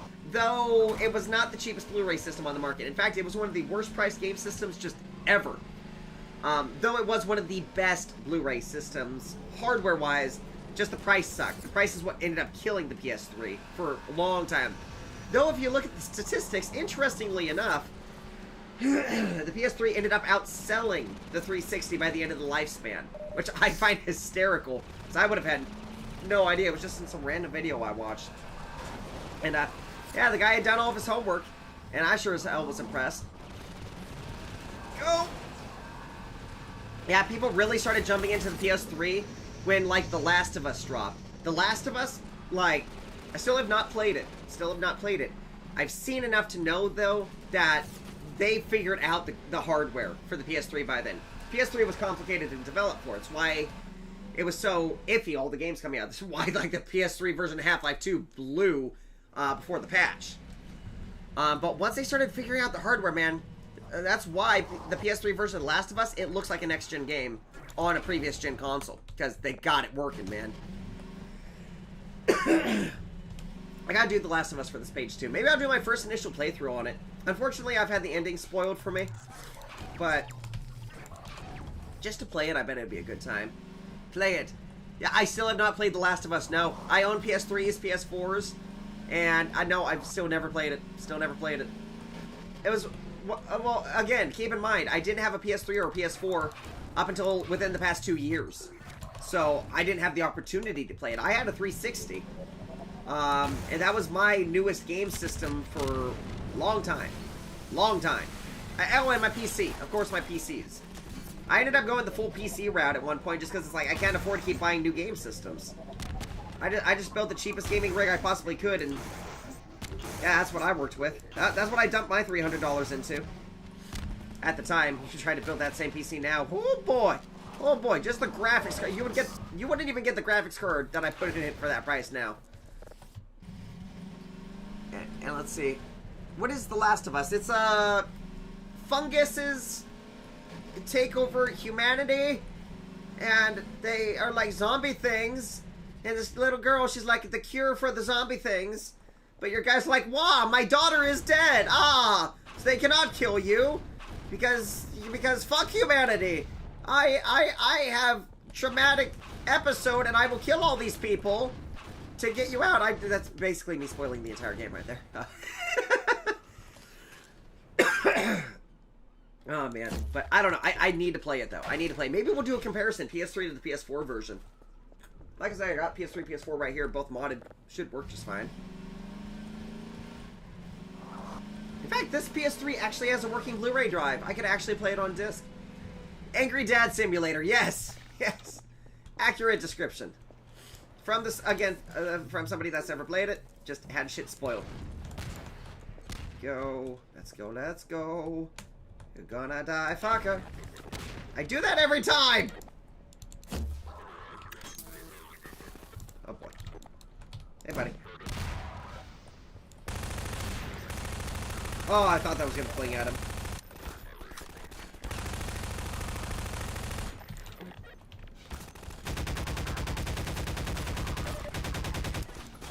No touchy.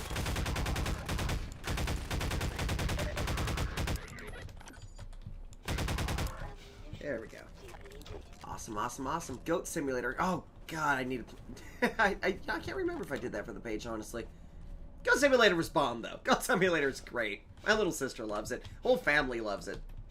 We're all the ones of us that game. Wait, you actually lived? Wow, impressive. There we go.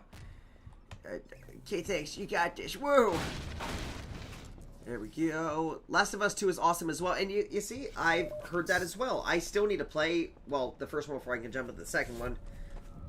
All I know about the other one is it managed to cause a lot of controversy. Just, I think you like, kill the main characters or some shit. I don't know. I could be totally wrong. That or you just beat the shit out of them. Everybody was triggered by it, though. Which was interesting to watch online. God damn. God damn. Got to see every side of people in that one. Holy shit. Never played Goat Simulator either, but heard good things. Let's put it like this. If you enjoy watching games bug out and glitch out in just the most fabulous of ways, you're going to like Goat Simulator. Okay? If you want a good, stable gaming experience where nothing will go wrong and, you know, it's easy to play and, you know, every mechanic works flawlessly, you're going to fucking hate Goat Simulator. That is not a game for you. It's meant to be as broken as fucking possible. And goddamn did they do it right. They did it right. They did it wrong. They did it right. They did right. They did wrong in the best way possible. There we go. Last of Us stream? Hell yeah. I just gotta get set up on the PS3 and PS4 here. Because they got the remaster. It might be fun just to do kind of comparison going from one to the other. I know they really improved the frame rates. Could be fun. Could be fun. I played Pain for the PS3, which was sort of like that. Pain, why does that sound familiar? Oh boy. I can't recall what that is.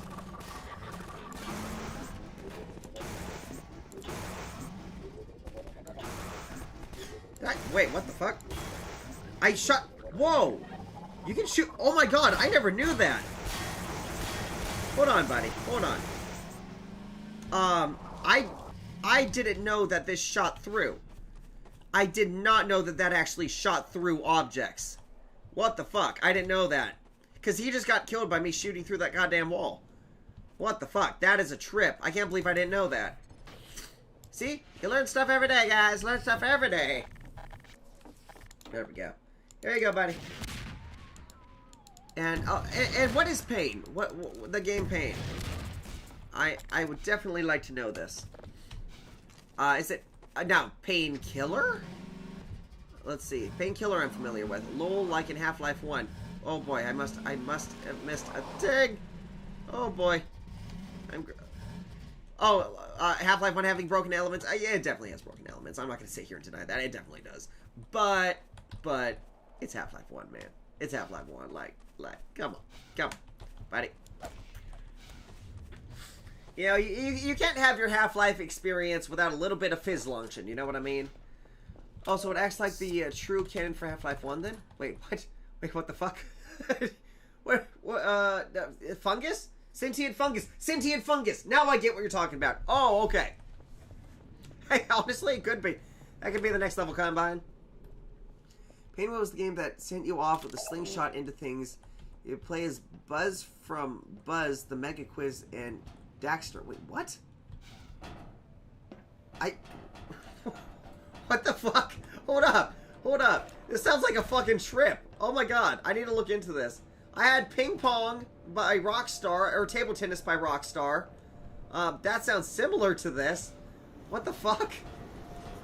Oh, this sounds silly. This sounds all the right levels of silly. I'm gonna have to look into this, man. Because, yeah, I definitely do not have that in my collection, or I would have played that by now. What the fuck? That sounds awesome. Now, here's another interesting thing I noticed when going and playing my PS3. So, hey, welcome in, brother. Thanks for popping in, dude. Appreciate it, man. Sure goes through walls in Half-Life 1 as well. Oh, shit. God damn. It does. Fuck. I didn't know this. I'm supposed to be expert. There we go. Paid was a silly game. Dude, it sounds like the perfect level of silly. I'm gonna have to try that out. Oh, boy. I'm trying to do that because that's also a silly thing. There we go. Buddy, you want to come down? No? Okay, I'll come to you then. Oh man, oh I had a thought and I totally just lost it. Shit. Buddy. Something to do with the PS3. Can't remember what it is now. Damn it. Hey. Oh my Jesus.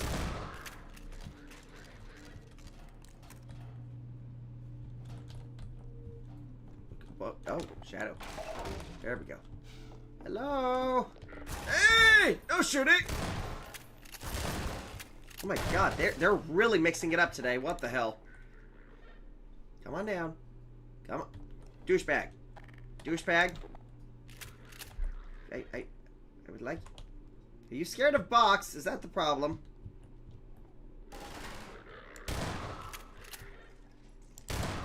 Okay. Okay. I got a little scary. You're sent from a slingshot, and then you throw yourself to gain points. Actually, now that's starting to sound a little more familiar. Oh, that's what I was talking about. Okay, okay. So, on my PS3, one of the games I grew up with was Ratchet & Clank. Okay, and they had a remake collection of the first 3 games for it. It's like this Totem Pole Entertainment or some shit like that. I don't know. It had like a tiki dude as their logo.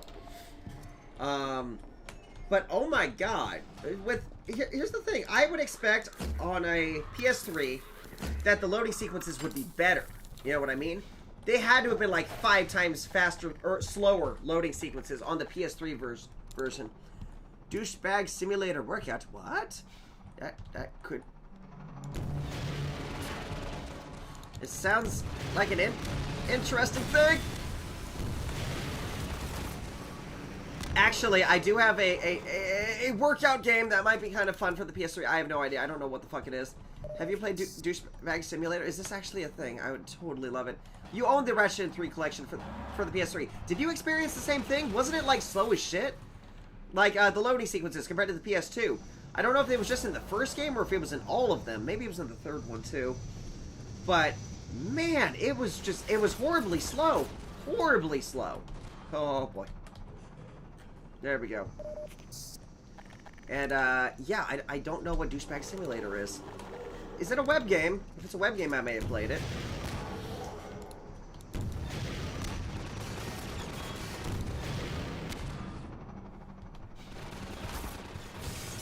Oh my god, I fell down the hole.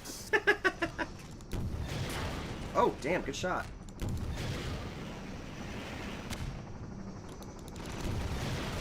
Ooh, buddy, you actually did quite a bit on me there. Okay, and yes, I got this game at a thrift shop. It's this EA Sports Challenge or some shit like that. You gotta wear this like tracker thing. It is a web game. Okay, I might have played it back in the day then. It sounds familiar to me. Like eerily familiar. Don't you start off as like this little like skinny dude, and you gotta like go like get buff and like tattoos and stuff to increase points or something like that? Sounds really familiar to me. Some of the glitches were prevalent in some of the Ratchet & Clank games, ran horribly slower than even some of the fat PS3 models. Exactly. Okay. So, that's the problem I had with it. Because I played the shit out of them on the PS2, man, but they just did not work in that remake collection. I remember the Jack and Daxter seemed to work pretty good. I think there was a separate issue with, like, the text in Jak 2, though. I don't know. But, 'twas a thing. 'Twas a thing.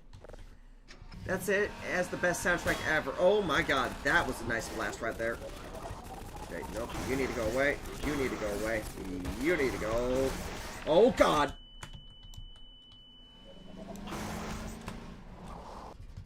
Well, fuck. I got absolutely fucked up right there. How did I survive that? Thank God I hit the turbo when I did, or that would have been game over. Holy shit. Oh, man. And I see, I can't remember the soundtrack to Douchebag Simulator, but goddamn, I can like remember that flash animation. Just, it was an aesthetic, man. It was an aesthetic. I can just visualize it so perfectly. There were some great ass Flash games back when. You see on Steam they got the emulator for it, Ninja Kiwi emulator or something. Pretty sure it's free. I can't remember for sure on that last detail. Ratchet & Clank 2002 and Up Your Arsenal are great. Have great soundtracks. Yeah, it was I believe the same guy that did the Spyro soundtracks, and he was the drummer for the Police, the band The Police. God, and now I'm having the soundtrack stretch past me. Dun dun dun dun dun dun dun dun. I gotta turn around. And then a little scratchy with a little DJ thing going on there. Oh man, God, and yeah, my brother actually has all the soundtracks downloaded to his phone. Just, they're iconic, man. They're fucking iconic.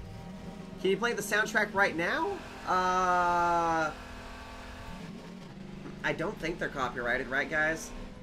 Only reason I say that is I got shocked and found out that the Driver soundtrack had been copyrighted. Because I got a copyright strike for playing the game. Yeah, you guys can believe that. Is that not the stupidest thing? It's like, oh my god, what the fuck did the artist call it? It's the Driver main menu music, and it was called, like, Huggy Bear. Huggy Bear. I knew it was something dumb like that. Not to diss the artist. They made an iconic fucking soundtrack. They did. But fuck, don't copyright it, like, nearly 20 years later, and then, it bugs me. It makes me a buggy bear, that's what it fucking does! Ah! Okay. Tell you what, regardless, I'm definitely gonna have to do some Ratchet & Clank streams. If you guys want to see that, like, fuck, we'll play through all the games, like, just back to back to back. I love those games. I love those games. Yeah, no, copyright nonsense, it's a bitch. It's a bitch. It really is. Because you basically have the options. You either cut out the audio altogether, which means all the audio from that section, or you replace it, which also means losing all the fucking audio. Ah, it's so irritating. That's what makes streaming a little more difficult, because it's always this constant gamble of, hey, what can or cannot be played, according to the great YouTube guides. Yeah. It's a thing. It's also why I haven't done Dance Dance streams. Like, or not streams, videos. Because it's all pretty much copyrighted music in there. Which sucks, because, again, I really like Dance Dance. Like, you guys think I'm good at this, I'm 20 times better at Dance Dance. Oh, fuck. Oh, I'm having a hell of a time right here. Let's see. Oh, wait. Kirwan is probably my favorite soundtrack on there. And see, I'd have to hear which one that is again. All I know is pretty much every song on it. It's just, it's amazing. You should, pass them on stream. Wait, what do you mean? I'm not sure what you mean, pass them, or is it play them on stream, I'm assuming. I would play them. Again, I just need to re-verify the copyright, because if the artist had gone back and decided to copyright it, then that's going to cause issues for me later. But regardless, if we're doing a Ratchet & Clank stream down the road, I'm playing them regardless. I don't give a fuck if they're copyrighted, because it's goddamn Ratchet & Clank, and you don't play it without the soundtrack. Like, that'd be wrong. That'd just be wrong. Now I need to decide if I'll do it on the PS3 or on the PS2. Huh. Alright, let's see if I can do this without fucking up again. You know what? Here's an idea. Excuse me. Whoa, what the fuck? That was something. Okay, we're good. We're good. We're good. Oh boy. Oh boy. But yeah, we'll have to do Ratchet & Clank, probably Jak and Daxter, maybe Sly Cooper. I fucking love those games, man. They all ran on the same engine, if memory serves me right. Probably why I got so into them. Wait, yes, hello, the Ratchet & Clank series. Yeah, just, oh, they're so good. And here's the thing, I do know for a fact I'm gonna have to, well, I don't know if this ever got sorted out on, or on PCSX2 or not, but, Ratchet 4 Deadlocked, it does not run on fucking anything. I tried running it on the PS3, and it was this buggy mess. Like, it did start. It wasn't playable, but it did start. until it crashed. And I remember back in the day you couldn't emulate it, so I'm gonna have to check the status on that now. But I definitely want to go back for that one too. Now, I know what people say about that one, and it's true. There was this thing about power armor that was happening those years, and it made Ratchet look like Master Queef. There's a joke for you. Yeah, his head was like fucking massive in this little ass power armor. It was very weird. It's a very weird look for him. But here's the thing. Yeah, and the level design was stellar too, just in all the Ratchet games. And you know what I really liked about the fourth one and why I talk about it? Not only did it have a complete campaign mode, co-op campaign. You had the deathmatch and stuff, and deathmatch had been introduced in the third game, but without a co-op campaign. Oh my god, me and my brother played the fuck out of the co-op campaign in Ratchet 4. And the weapon upgrade systems, dear god, like they were always good. They were always good. Like you had the first game where you would collect the gold bullets and you would use those to upgrade. But the fourth game, oh my god, it actually gave you motivation to get like to that final level. It was like level 100 or something. And like you would have the Rhino and it would do this like shine of light coming down. But it would be like, I don't remember what the original color is, but every time you fully upgrade something, it would turn into a rainbow. And then you had the fucking rainbows of death coming down and just obliterating everything. Oh my god, it was awesome. It was so good. I also remember playing Ratchet & Clank Up Your Arsenal multiplayer. That was very cool. It was, and you had like the bots following you. You'd take command points. Like, if there's a way to do that, like, multiplayer online these days, oh my god, I've got to do it. Me and my brother had so much fun with that. Why did I go in there doing all that? I think I was distracted. There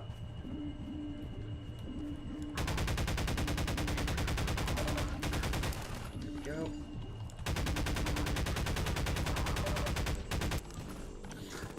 Go. Awesome. Alright. Hey, somebody delete these ones. I've used the douchebag alert, but the Steam Deck gave me issues today, and now I'm irritated with it. Stream Deck. And, oh my god, sorry guys, I gotta blow my fucking nose again. Give me just a moment here.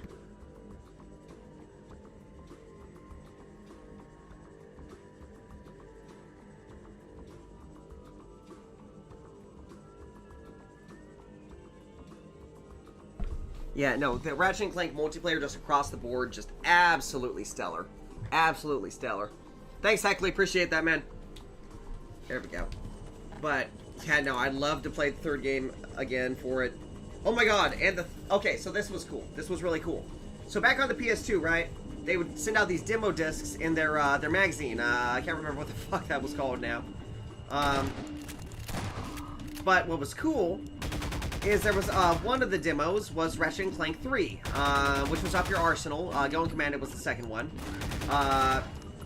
And there we go. I'm going to answer that one just a second. I know the answer to that one. You got these demo discs, right? And this one had Up Your Arsenal in it. And when you beat the demo, it gave you a cheat code. And I remember as a kid writing that cheat code down, then going back into the demo and inputting it. And it would replace the wrench with like this Darth Maul style laser sword. And you know what? That is the proper way to play the game. Because, like, I think it might give you a little extra reach. I'm not sure. But it looks so fucking cool. You got like these tracers as you're swinging around and shit. Oh my god, it was awesome. It was so awesome. You better believe that's how I'm going to do it on stream too. God damn, I love that one. I love that game. And if you listen to the cutscenes and they say up, down, left, right, circle, square, or some shit, whatever. You put Captain Quark in a tutu. If you just listen to the code that the guy's reading out loud, and then it does actually work in this little side-scroller minigame thing they had. Because yes, there was a side-scroller built into it. You would actually play a little game system, a cartridge-based.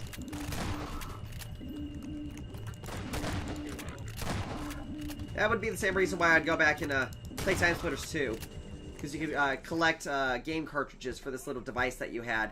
And it kind of got great memories with that. Do I prefer Fallout or Elder Scrolls? Fallout. I love both of them. Let me make it clear. I've got great memories with Elder Scrolls, but nothing has quite done it for me quite like Fallout has. It's one of those where I've had to sit there in the past and debate, God, do I like Half-Life 2 more? Or do I like Fallout more? if I were to take all the time I've ever put into Fallout games, I've spent way, way, way, way more time in Fallout games than probably any other game ever. And that would even be including all my Half-Life mods, so I'm saying something with that. What I will say, I was very disappointed with Fallout 4. I was very disappointed with Fallout 4. I think the best Fallout game I've ever played was New Vegas. Hands down. And they also have stellar modding communities. I think my favorite one, of course, being Tale of Two Wastelands, which combines Fallout 3 and New Vegas into one game. And they really came a long way since the Requiem of the Capital Waste. Now, I still love Elder Scrolls. Still love Elder Scrolls. But am I going to get as excited about a new Fallout game versus a new Elder Scrolls game? It's going to be Fallout every time. Fallout every fucking time. New Vegas is the best game ever. Oh, fuck yeah. Fuck yeah, it is. It's amazing. Oh my god. And thank god I played it after they sorted out some of the bugs. I never encountered, like, the twisty head dude. Well, I did while setting up for mods, which was funny.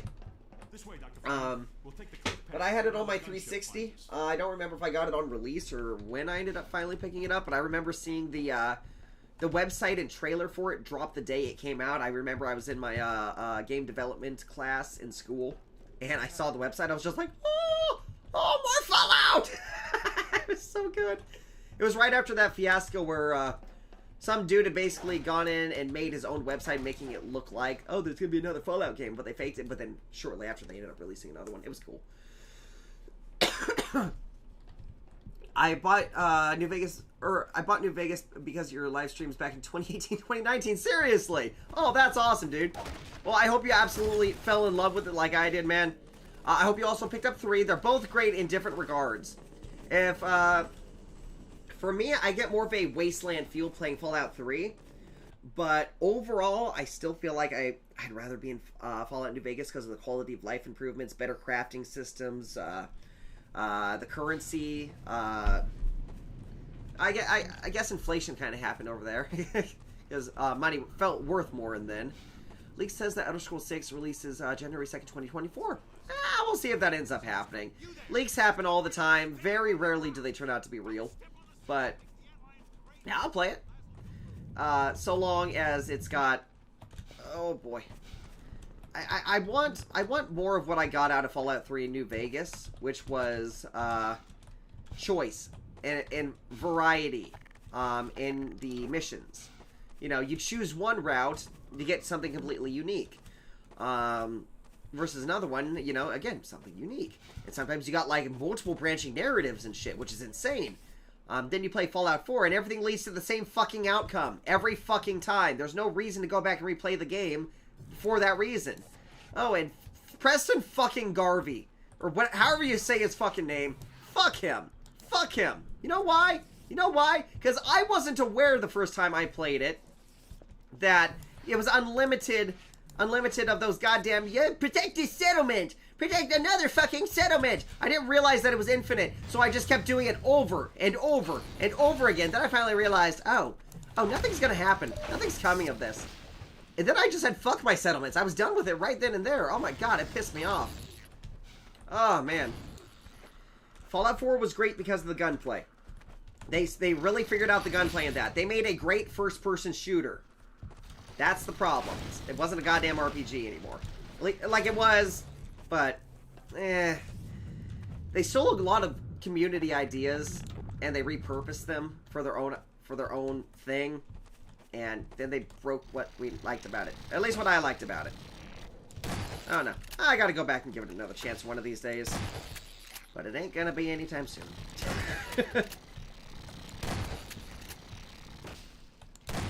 There we go. Let's see. Fallout New Vegas just had an amazing section of weapons and creature designs. Everything was great. Oh, yeah. And there was also a recent mod that came out for it. I think it was like new meshes or something like that. It basically, it fixes, okay, so we have a tree right here, okay? If you were shot right here, okay, you wouldn't be, wow, I didn't think this would actually be the perfect example for it. This wouldn't happen. I wouldn't be hitting wood if the mesh or whatever the fuck it is was fixed. But, you know, in this case, with the mod, I would not be hitting anything. I would be doing that, okay? But, yeah, wow, that ended up being the perfect example. That's hilarious. Do I prefer Modern Warfare or Black Ops? Oh, I love both of them for different reasons. Oh, man. I preferred the head-to-head multiplayer in Modern Warfare 2 over that in Black Ops. But Black Ops wins because of the zombies. Like, you can't fucking go wrong with zombies. But in that case, I gotta also give pointers to World at War, which was basically Zombies World War II edition, which I liked. Oh, fuck it. Oh, fuck it. Ha! Another settlement needs your help. Oh, God. Yeah, no. God, that drove me fucking insane. Preston Garvey, protect every settlement. They need your help. Infinitely. No matter how many guns you put up, no matter how much... I can't tell you how many fucking turrets I put up. I gave all my citizens such good weapons, but it didn't make a difference. They just kept doing shit. Again, I stopped caring. If they wouldn't have had that one aspect of the settlement system, I would have spent so much more time in it. But it really killed that aspect for me. There we go. There we go. Yeah, I can't escape Preston Garvey. Yeah, no fucking kidding, man. I love doing zombies, Easter eggs in Black Ops 2 and Black Ops 3. And, you know, even in Black Ops 1, that's how I found Ingrid Michelson, I believe her name is. In the very first level in Zombies, you click on all the meteorites and her song starts playing. And my God, I really liked it. It kind of reminded me of listening to like OTEP or In This Moment. Metal bands. Yeah, she's very talented artist. Modern Warfare 2007 was great, such great campaign, great memories. Oh yeah, just here's my somewhat controversial take. I get that they're just kind of re-releasing the same game over and over and over again. I get it. But goddamn, I loved the campaigns. I loved the gunplay. And yes, I know it's pretty much just a mobile shooting gallery, but it's a fun one. And I liked some of the aspects of those games. They get so much shit. And some of it, sometimes it's deserved. Fuck the Call of Duty Ghost ending. That, oh my God, that was such a... Oh, it pissed me off. Still pisses me off. We're not done with you yet. Bro, how many times did you get shot, get thrown out of the... Like, you were thrown in the ocean shot. Oh my God. Oh, that one pissed me off. Aside from leeches and poison crabs, this is the most pathetic enemy in the game. What, the,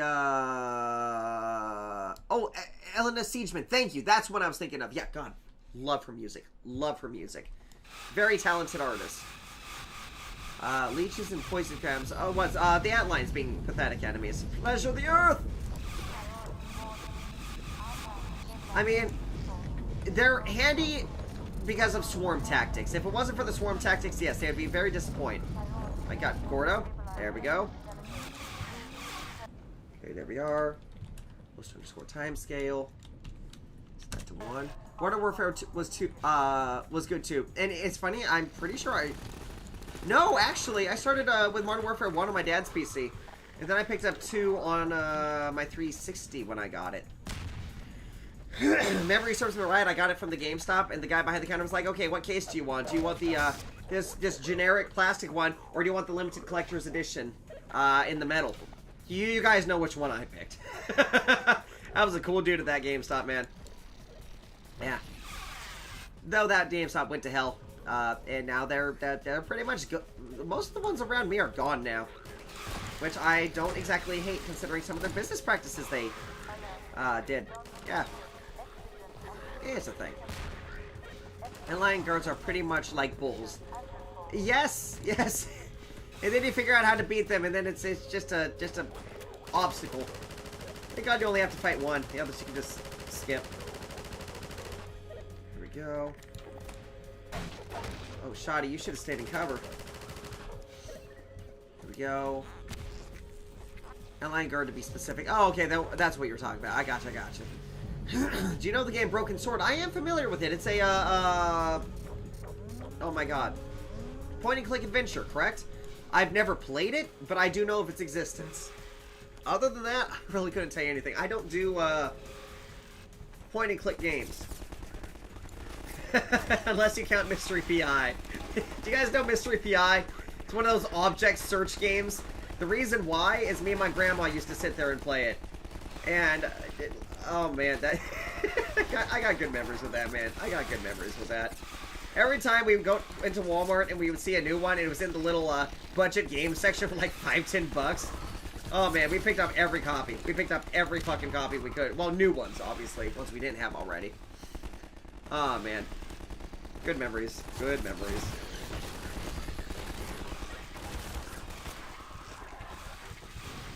There we go. Okay, hello, buddies. Oh, y'all got fucked up. Y'all got fucked up. Alright, we need bug bait. We need that. You guys follow me. There we go. Need that. We need that. Okay, do the cha-cha.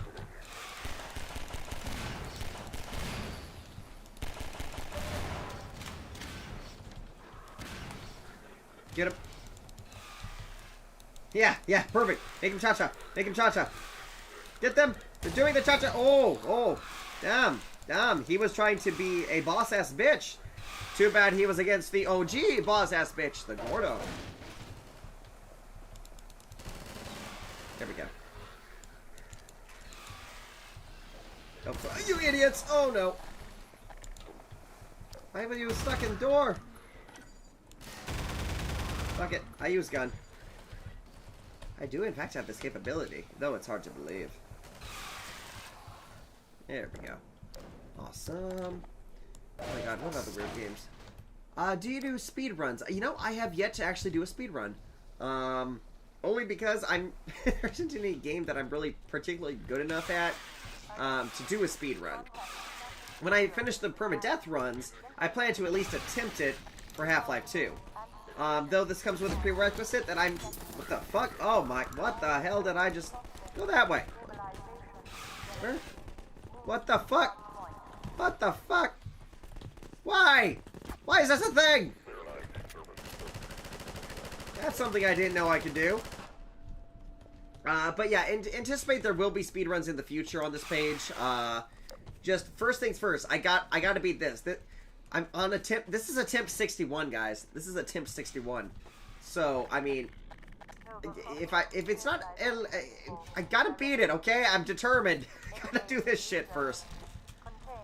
Oh man, we can only hope, man. We can only hope. Here, do the cha-cha. Aha! Okay.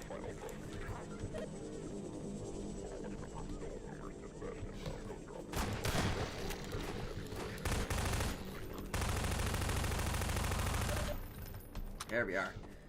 Can't wait for attempt 69. Nice. Oh, that's gonna be a good one.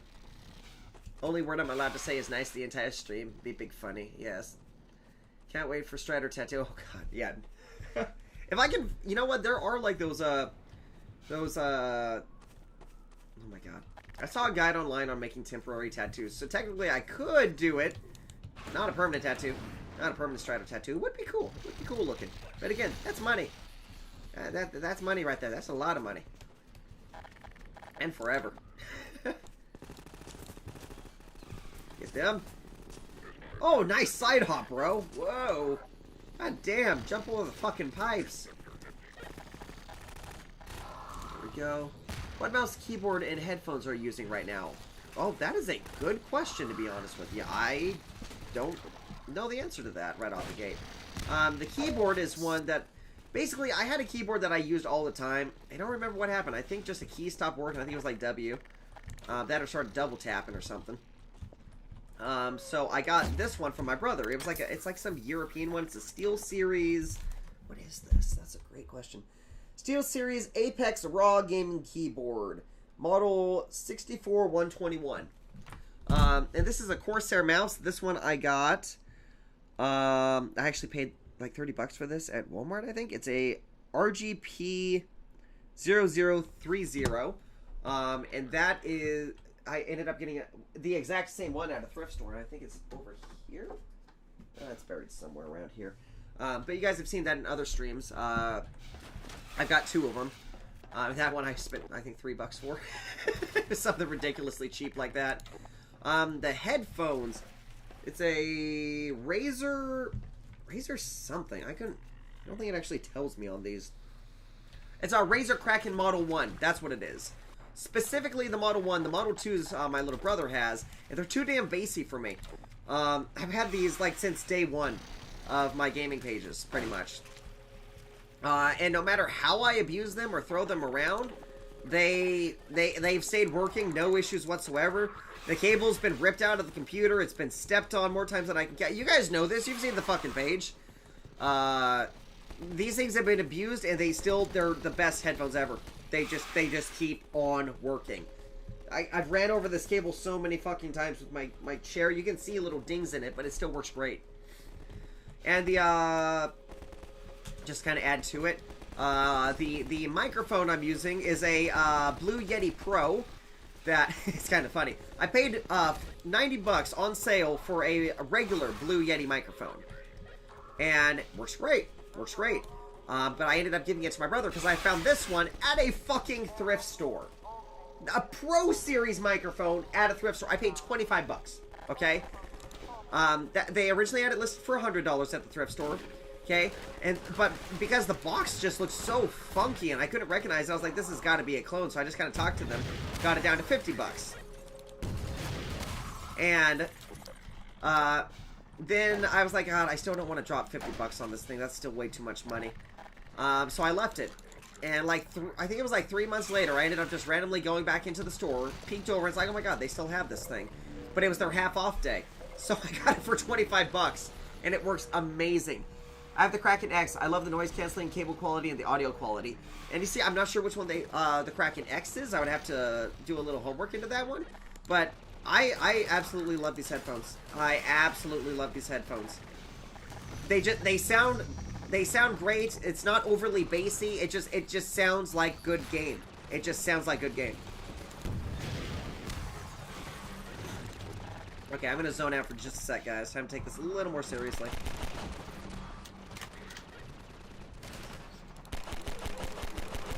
Actually, hold up. Here, buddy. Here we go. Oh, boy. Yeah, that's pretty much the theme with my setup, though, is it's pretty much as cheap as I could possibly get while having, without having to compromise for quality. For instance, like I've said before, my mouse pad is a stack mat that I got at the thrift store for $1. If you guys know the stack mat, you remember those way back in the day, there were commercials of those stacking cup games that were like glow in the dark cups and go doing all that crazy shit? That's what this is.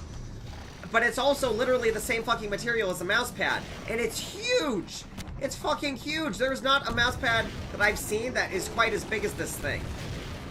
So every time I see them at a thrift store, I pick it up. Because I have one, my mom's got one, my grandparents got one. Just because you get your entire keyboard on there. It just works. It just works. Okay, now I'm going to take it seriously. Now that we got one other dude incoming. There he is.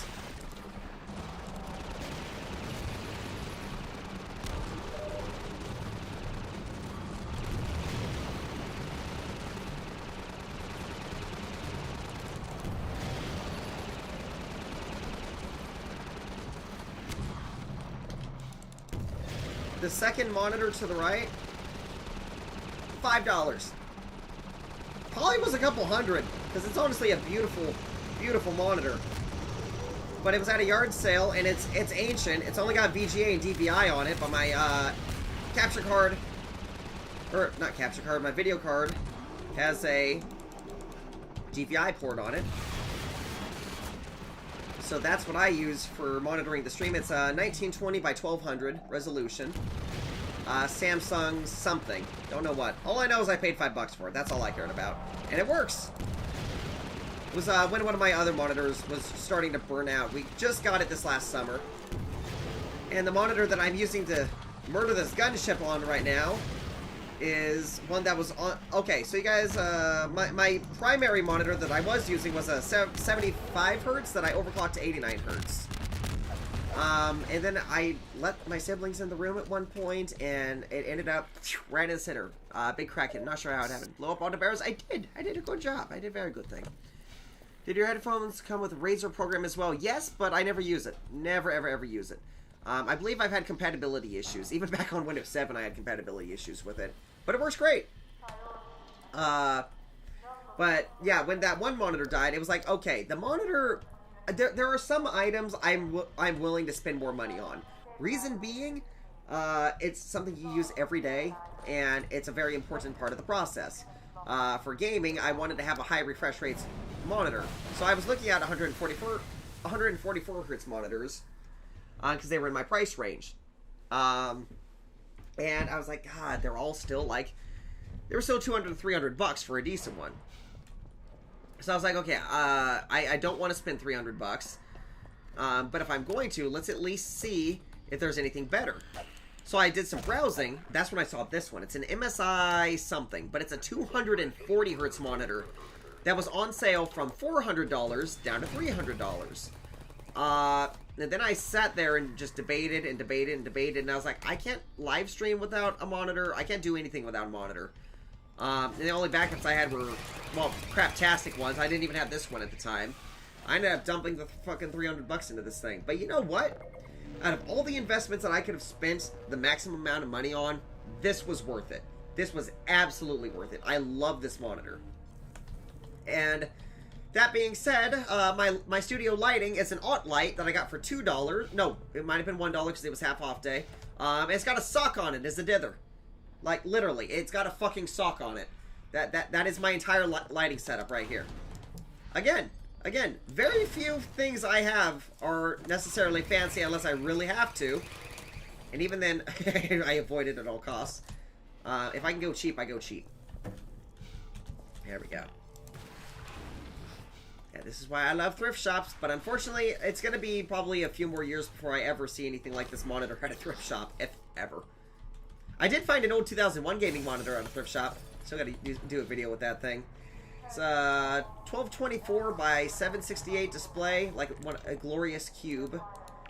It is a flat screen, but like ancient flat screen. Mag monitors, if you guys are familiar with that brand. And that one has a 75 hertz refresh rate. And again, 2001.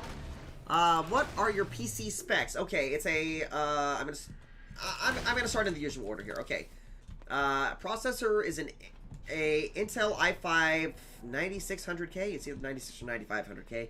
Don't remember exactly. Which is a wonderful processor. It's, again, if you want budget and power, you go i5. 9 out of 10 times you don't need i7. Just from every spec sheet I've ever fucking looked at. And you don't even need the latest and greatest. You can go pretty old. But yeah, this one's 9th gen. The reason I went Intel, by the way, is because... Oh, I think I've told this story before. Okay. So, when I first got my gaming computer, it was this case, but none of the same parts. Why is that? Because I traded a motorcycle for it. A broken motorcycle for the broken... Or for the computer. Well, I had the computer, and then the... I had a processor in it. It worked great. It was a Intel Pentium, though, which it's like, okay, if I can swap out the Pentium, I will. So I saw a sale for the processor. So I bought the processor. I don't remember how much I spent on it, but it was too much. Because shortly after getting the processor, the motherboard burnt out. Okay, I wish I would have done it in the other order, because I would have gone A and B. For price to performance. But, there we go. So then I had to buy a new motherboard. So now it's an Asus something motherboard. It was one of those other moments where it's like, okay, if I have to, I'm at least going to get a decent one. So it's a decent motherboard in it. It's got 16 gigabytes of DDR4 RAM. I couldn't tell you what the megahertz is. I don't remember. It's, that is actually a part that originally came with the computer. So that one I can say I repurposed as well. The video card is a 1070 Ti. I started off with a 1060 Ti, but I was... Wow. Hey, buddy. Hey, nice job. Just hanging out? Yeah. I started off with the 1066 gigabyte, ended up giving that to my little brother after upgrading. This was way before the parts shortage that we're experiencing now. Back then, it was actually cheap to get these dated cards. It was like 300 bucks. Which is a stellar deal, considering people are selling the same cards for a small fucking fortune now. I'm not trying to... I hope it doesn't sound like I'm bragging. I'm just literally I'm trying to tell it like as it is. You know what I mean? Yeah. Asus! Yes. It's an Asus motherboard.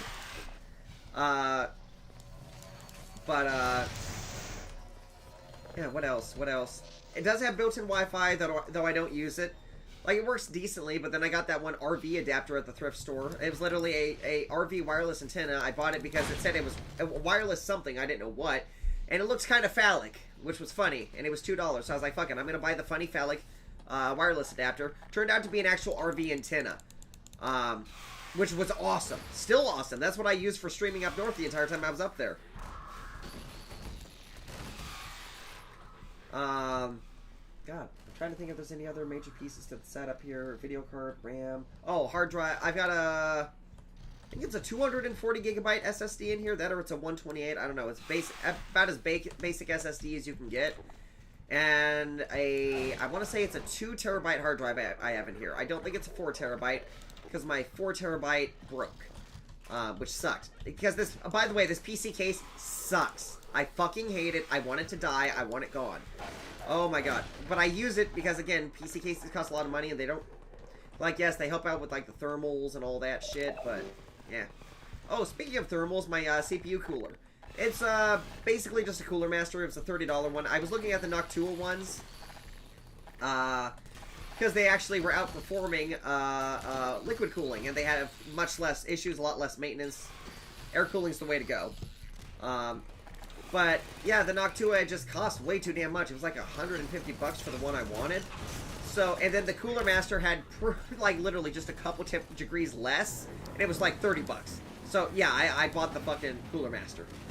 And it's a fucking tank, and I don't have any thermal throttling issues whatsoever. There we go. Awesome. Anybody who says, oh, liquid cooling's the future, they don't research. They don't fucking research. Yeah, not saying that liquid cooling's bad. It's just, it's not as good as people make it out to be. Especially when it leaks. And then you have to pay me to clean it. Suddenly liquid cooling kind of fucking sucks. Yeah, you'll never see me using a liquid-cooled anything on this page. I'm going to buy the Ryzen 5 5600G. What do you think about it? I would have to look at the actual performance. This is what I'll say. Ryzen 5, it's like buying an Ryzen 5 is like buying an i7, okay? It's like buying an i5. You know you're getting killer performance. Yes, it's not a Ryzen 7, but the specs are so damn close that there's really no need to even try comparing it because most of you're going to be using your GPU more than anything 99% of the time. So, yeah, I'd be concerned with having a good GPU over a good CPU. Not saying get a bad CPU. Then you have a whole different set of issues. Just, again, I'm rocking a freaking 1070 in here, and that plays everything I want to play. I'm rocking a 9th gen Intel CPU, and that plays everything I want to play. And if you want to get more technical, I've got servers from 2009. My brother's gaming computer is a T3500, okay? Which is a 2009 server, and it has a modern GPU in it, okay? He has my old 1066 gigabyte in there. And it plays everything under the sun. He's using it to play Warzone, Apex, whole 9 yards, because he likes those types of games. I'm not a fan of them, but he loves them. Even on the shitty internet. It's pretty hysterical watching him manage to play, somehow, even through the lag. There we go. But... yeah, no, in conclusion, it's great. It's great. It'll do exactly what you want to do. Your biggest thing is just make sure it's cool. If you don't cool it right, it's going to burn out on you. Spend the money on good thermal compound. Buy some Arctic MX4, it'll last you forever. Get yourself a good CPU cooler. Again, don't fucking bother with liquid. You're asking for issues down the road if you do that. Oh, yay, refilling reservoirs and all that. Don't got to do that with a giant-ass piece of metal that does the job great. Especially when the thermals are literally like the same, if not better than liquid. Yeah, just save yourself some suffering. Don't go liquid. Don't go liquid. That's the do-it-all perspective there.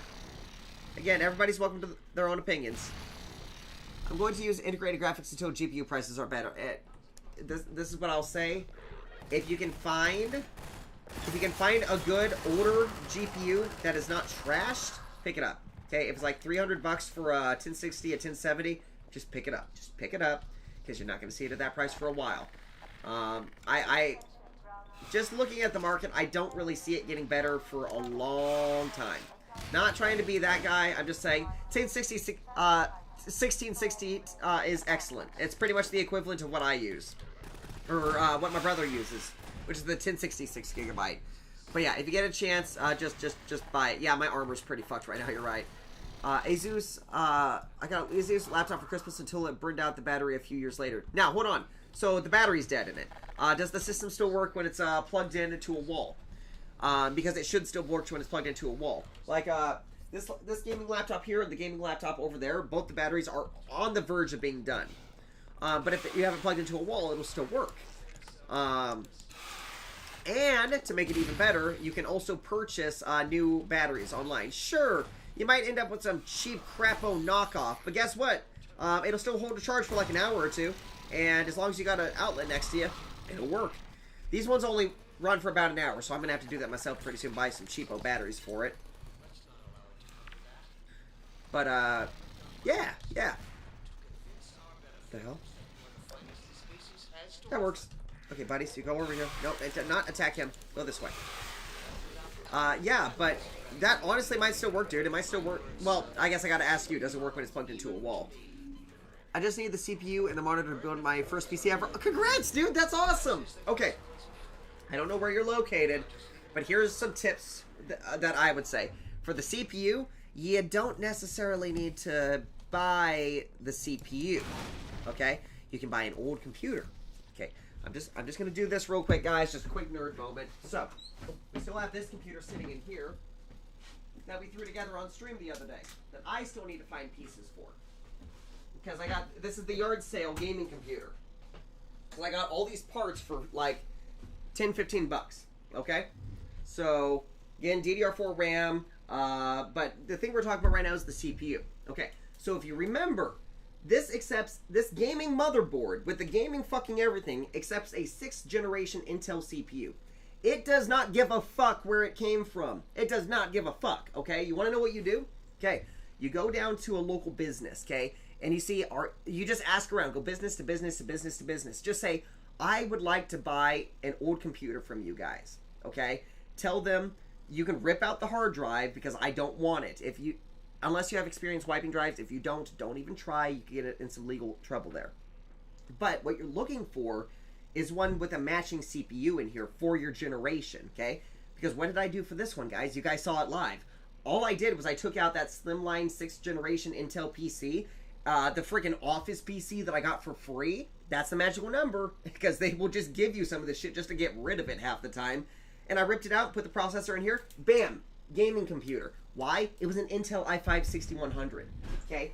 Because when these people are buying office computers, they're not asking around to the freaking... It's 9 out of 10 times it's not a computer guy buying them.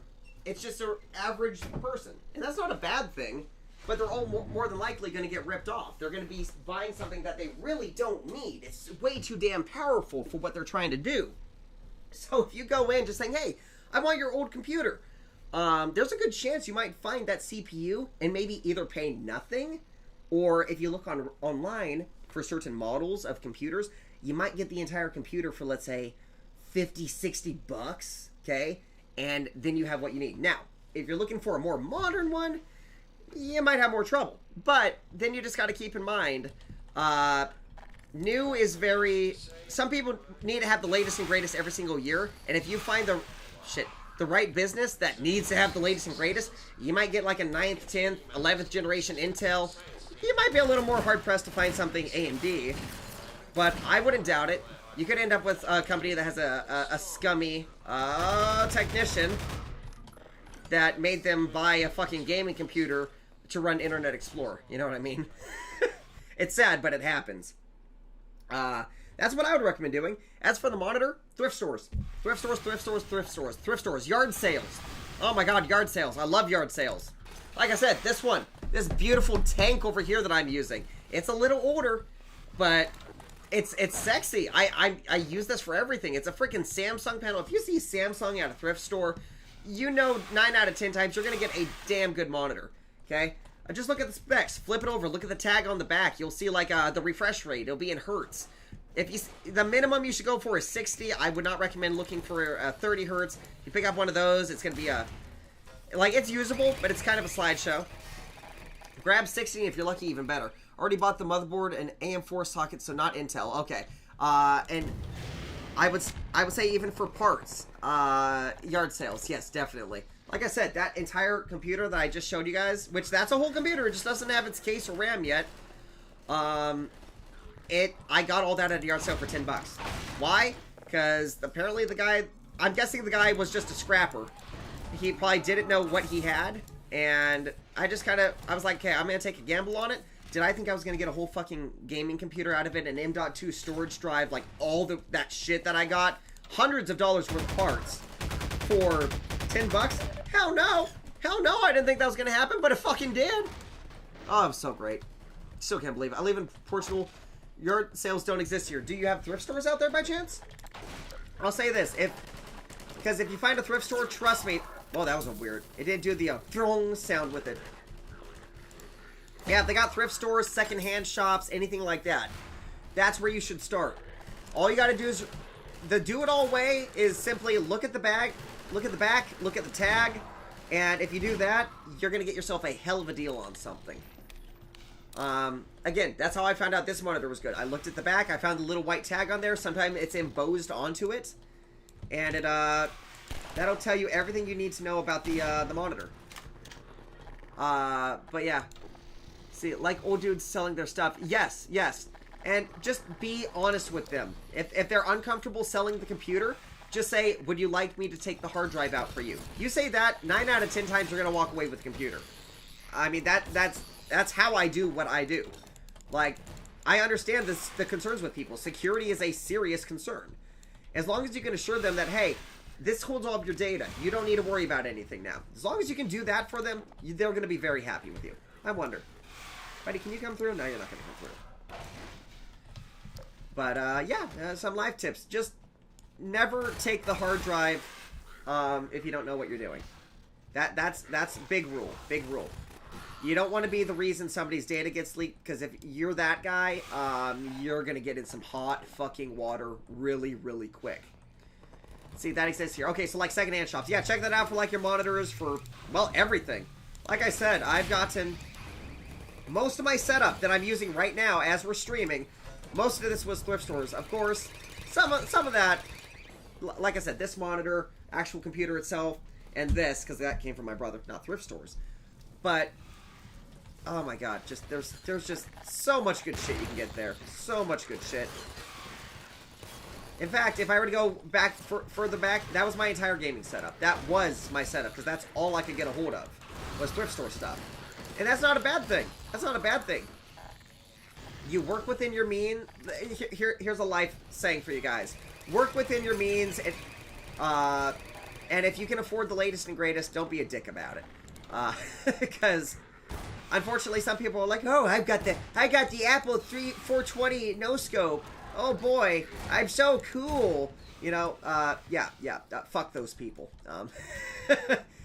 Work within your means, and if your means are the latest and greatest, don't be a dick about it. It's just a very simple thing to live by. Me and my dad bought an old Game Boy with a case and some games. Oh, nice, dude. Did that just happen? Oh my god. I got lucky at one point. My granddad makes squirrel feeders. That's his big hobby. And he had a friend that wanted a bird feeder specifically, so he built it for him. Well, what he got in return was a Sega Genesis with all the games and a Game Boy original with all the games. Now, I ended up trading that Game Boy, which I kind of regret, but also kind of don't, because I never touched it. I traded that for my first Dreamcast, which is still sitting over there. And you better believe I am never getting rid of that fucking Dreamcast. So much modding potential! But, yeah, no, awesome find, dude. Awesome, awesome find. Better have come with Tetris, or I'll be very upset. Every Game Boy deserves Tetris. And Pokemon Red. But Pokemon Red costs a small fortune now, so, yeah. There's a 144 monitor for sale here, and a second hand for 130 euros. What do I think about it? I think that's a little excessive, personally. Well, hold on. Is that euro? I'm not sure. I'm not sure what the conversion. If it was 140 American dollars for, or 130 American dollars. That's an average price for a cheap one. Again, you got to flip it over and look at the back. That's the big thing. In fact, hold on. I think I might have a monitor sitting in here that I can show you how to do this.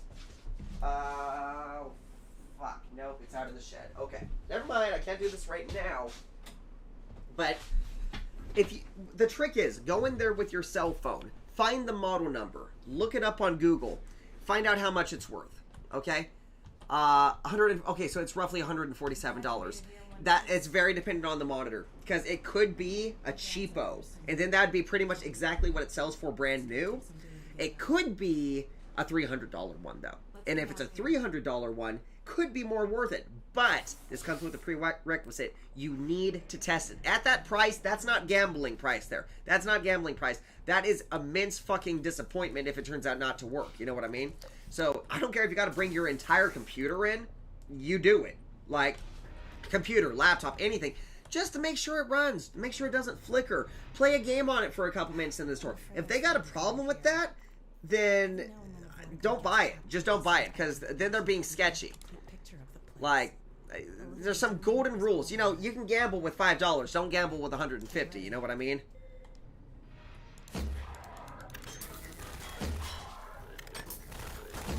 Yeah. For instance, at this yard sale that I got all those parts at, that was a massive gamble. I could have lost $15 right there. But again, I'm gambling with $15, okay? $15? Like, of course, that's still 15 bucks. Every penny fucking counts. But for computer parts like that, where I knew that I was talking hundreds of dollars in value, that's worth taking a chance on. Host underscore timescale. There we go. And why did it turn out being even worse? It's because I believe it was $10 of that.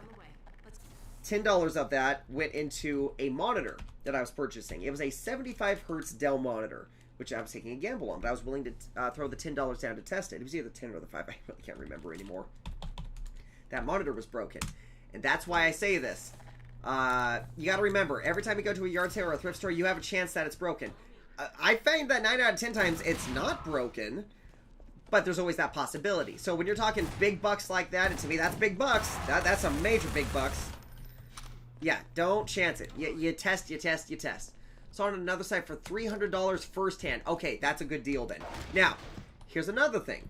Some thrift shops and second-hand shops, now big name stores won't do this, Goodwill won't do this, Salvation Army won't do this. If they have like their own custom tags on the shit, chances are they're not going to do what I'm about to say. But for small, like mom and pop shops, this might work. Talk to them. Say, hey, this is $130. I would like to pay, now, you can start lower. Don't go stupid low to where it's insulting. If you do that, again, you're going to insult somebody, and then you're not going to get anything regardless. Say, hey, this is $130. Can I pay you $80? Can I pay you $100? Normally, if it's a nice round number like $100, they'll go for it.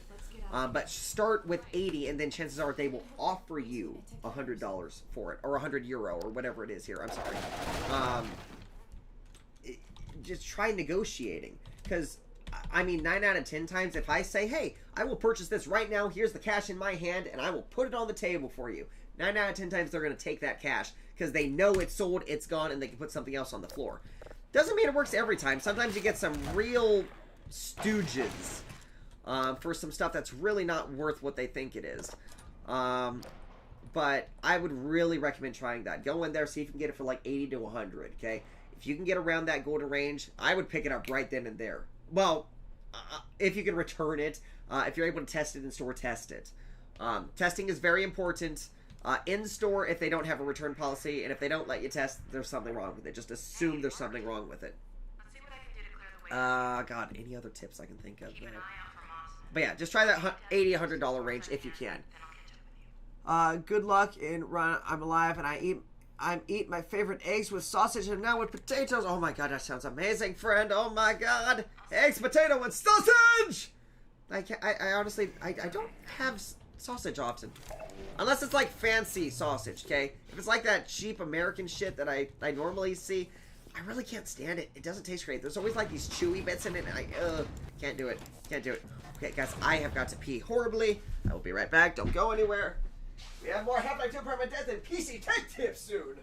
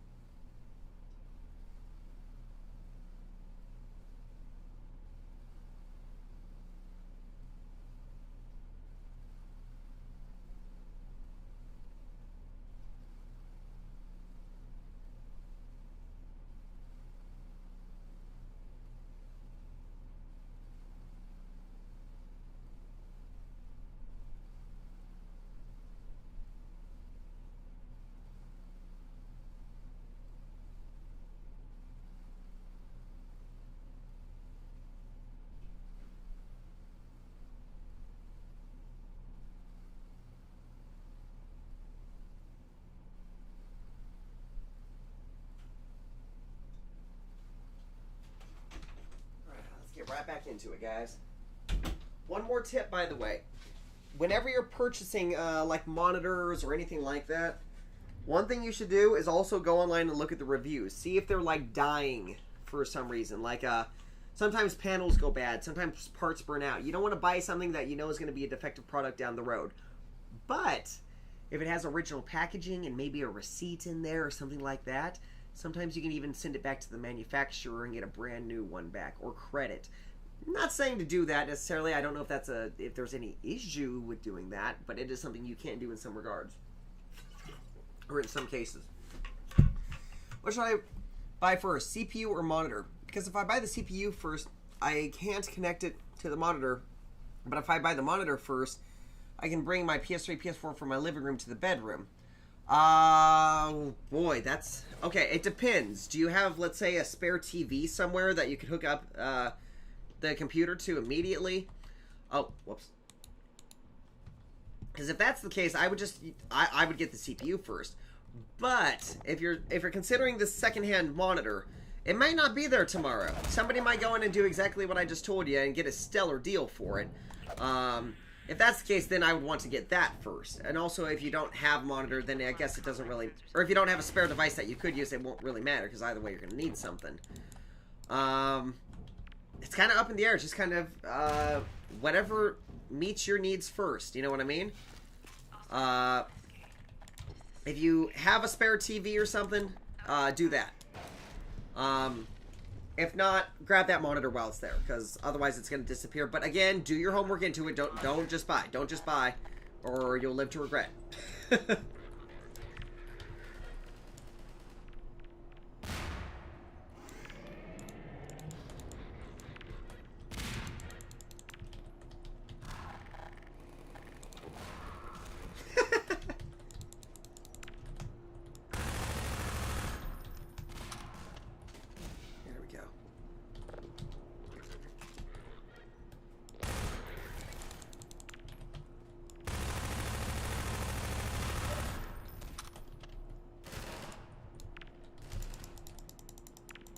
Come on, friend. Come on, friend.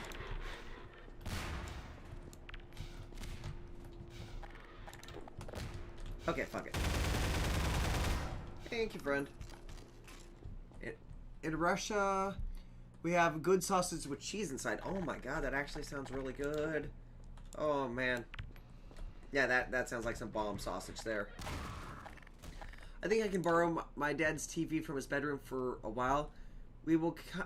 He will be kind of mad, but it will work for some time. I mean, if you guys can just get a thing, like, make him comfortable knowing that you can bring it back if he ever wants to use it or something like that, I'm sure that would be a great way to go about. I would still say definitely look into that monitor, though. Again, if you can get it for a good deal, man, if it's worth $300, like, I would consider it. Also base this off of how much money you got to spend, though, because, you know. Stay within your means. Stay within your means. It's rule number one. You want to teach me Russian? Oh boy, I'm pretty bad at learning languages, but if I could, that'd be pretty silly. Oh man. All right, let's go. Let's go. Let's go. Okay, defense seat. Oh boy, this is gonna be the slow part. There we go. Actually, we're coming in with a little bit of armor. Nice. But yeah, and also if you need any help with the PC builds, building process, setting up the software, or just anything in general, if you got any questions, feel free to hit me up on the Discord or here on the stream. Obviously, I'm very passionate about this, and I'm always happy to help people out. There we go. Yeah, it can be kind of intimidating getting into it to start, but once you do it once, oh my god, you'll be hooked. It's such a fun process. There we go.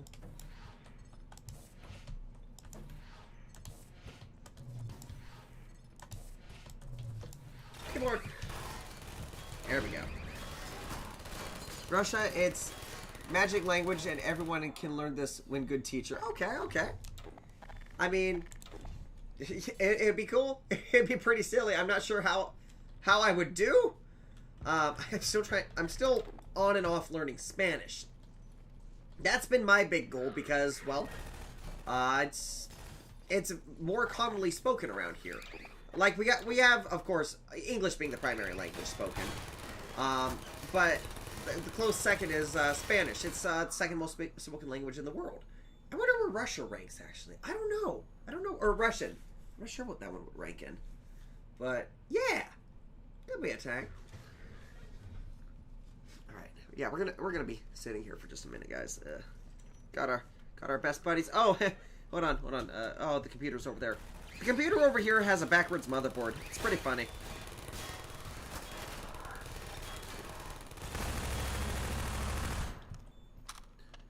When you live, what you need, where you live, what you need Spanish. Just being bilingual comes with many benefits. Okay, it's more. You're able to communicate with people for one, which is pretty dang cool. You're able to have conversations in different languages, or just the fuck. Okay, let's put it like this. I just like learning. I just like learning in general, and it would give me the opportunity to learn more about a culture that I don't know much about. You know, I would love to learn a little bit about proper ways to prepare the cuisine and stuff like that. But on that note as well, you have companies that they look for people that are bilingual. That way they're able to communicate with their customers more efficiently. So, for instance, let's say I needed to talk to somebody in Spanish about a computer repair. Well, right now I can't do that. Like, I can... La computadora is muy broken. And even then, I'm pretty sure I did that wrong. Like, I might be able to barely communicate right now. But, yeah, see, like, I didn't know the word for broken. So, I wouldn't be able to say, hey, the computer's broken. When that would be... Or this part of the computer's broken. I'm not sure how I can make this make sense right out the gate. It's just good to be able to talk with people for just in general communication, for learning, and for jobs. My cousin has a tech company. He said it's very easy to build a PC. He told me he just needs to teach me once, and I can do it by myself, all by myself in the future. Yes and no. Yes and no. The one thing to remember is there's always something new to learn. Okay, I've been doing this for 12 years now. And there's always something new that pops up, whether it's software or hardware. Yes, working on your own computer, I mean, it just depends on the computer. Sometimes you might have one where this one cable just won't come around just the right way, or, oh, this one I got to cut out this piece of metal to make the graphics card fit, or, my God, just... weird things can happen. Yes, the bare basics, like installing the CPU, once you get that down, you'll be set for life, okay? So long as you learn to do it the right way. He better teach you how to do it the right way. Pea-sized dot of the thermal compound. But, yeah, just kind of expect that there's always going to be something new to learn. It's why I love it so much. There's always some kind of weird new project or weird new bug or something to sort out, you know what I mean? Go. Yeah, and if you end up really liking it, you can make a lot of money doing it.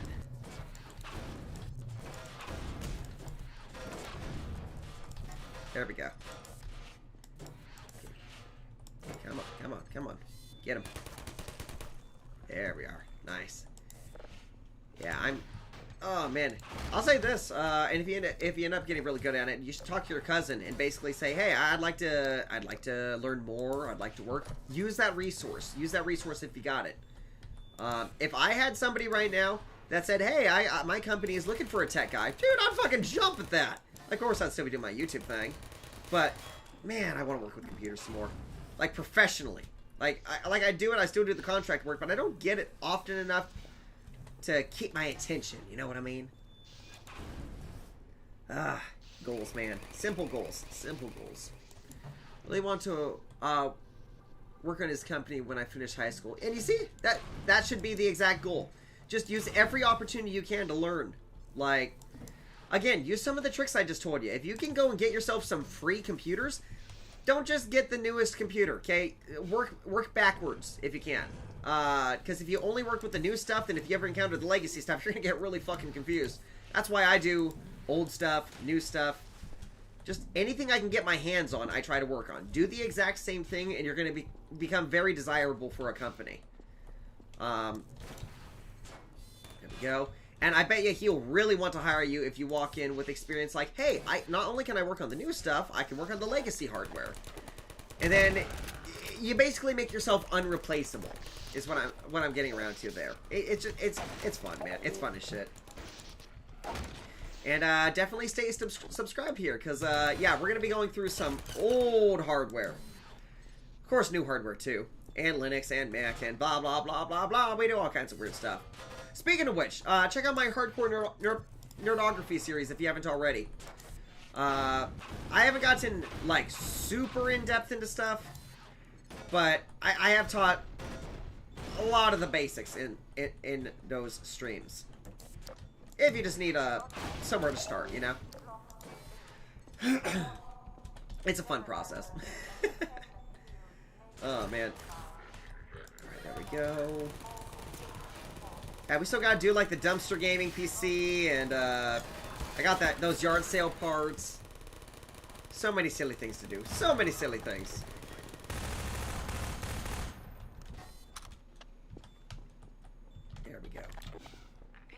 Grab that. Alright, just a couple more of these segments and we'll be into the shit that we want to be at. Go, take some of that one.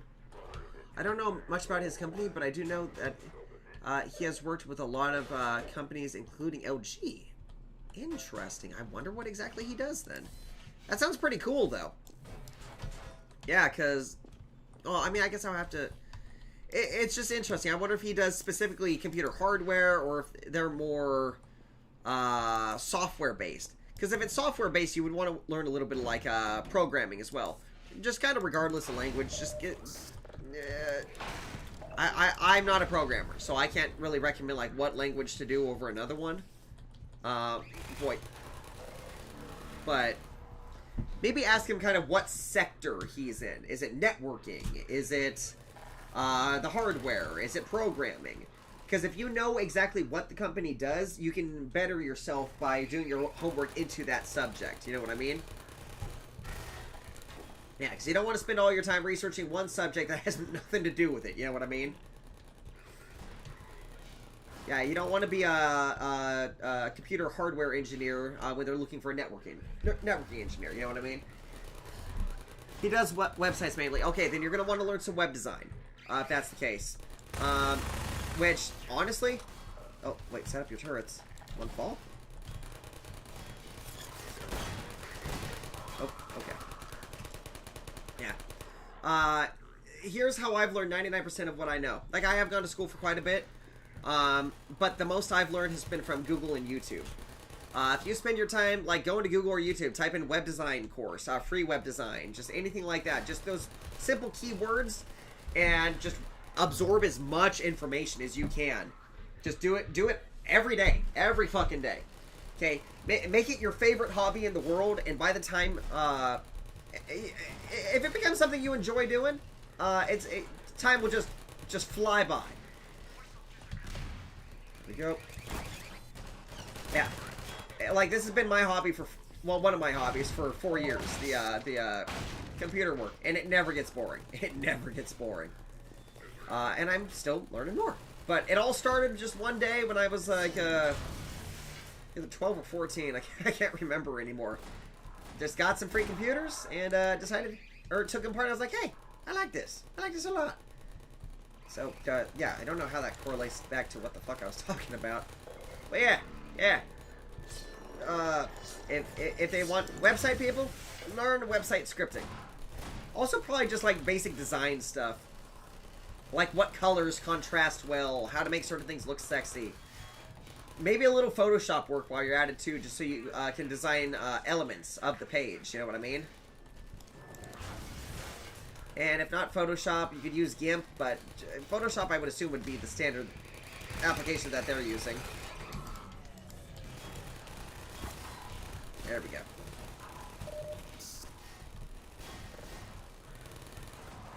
Alright, and I don't know what else I could really add on to that discussion there, but... yeah. I mean, if you get the opportunity to go work for that company, man, do it. Do it. That just sounds like money, man. That just sounds like money.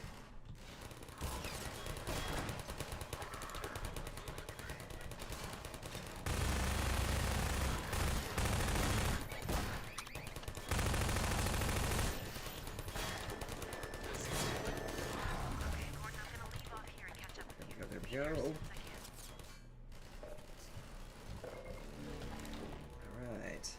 Hundo. Okay, they are taking their sweet time. Alex, you show up now, please. There we go. Jump down. Come on.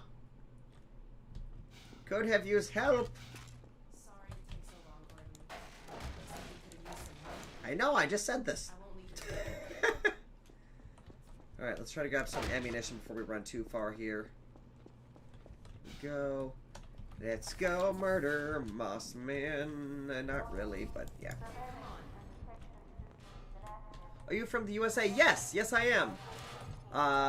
It's a country that exists. Great description. But yeah, I am in the United States. It's been actually shockingly hard finding a proper computer job over here. Which you wouldn't think.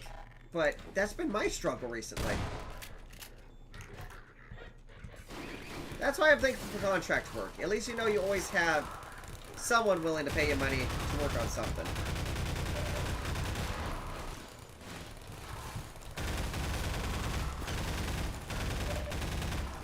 Plus, I like being my own boss. I like it when they're rude to me. I can tell them to fuck themselves. It's a pretty sweet perk.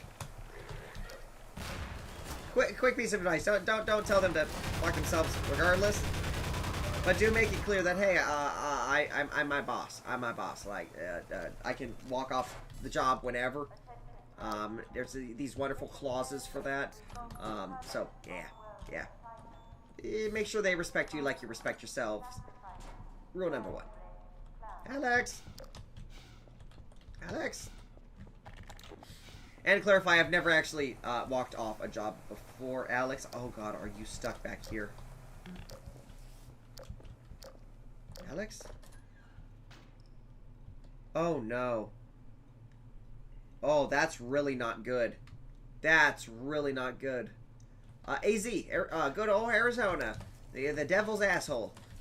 Okay, so some of you guys know why this is bad. Because this is going to break the turrets. Going back into this previous loading sequence. But I don't think I've got a choice here. This sucks. Okay, so I'm going to have to keep them away from Eli until they teleport out. Going to have to make this work. Do you have a job right now? No, unfortunately. Alex, you're broken, aren't you? That's not good.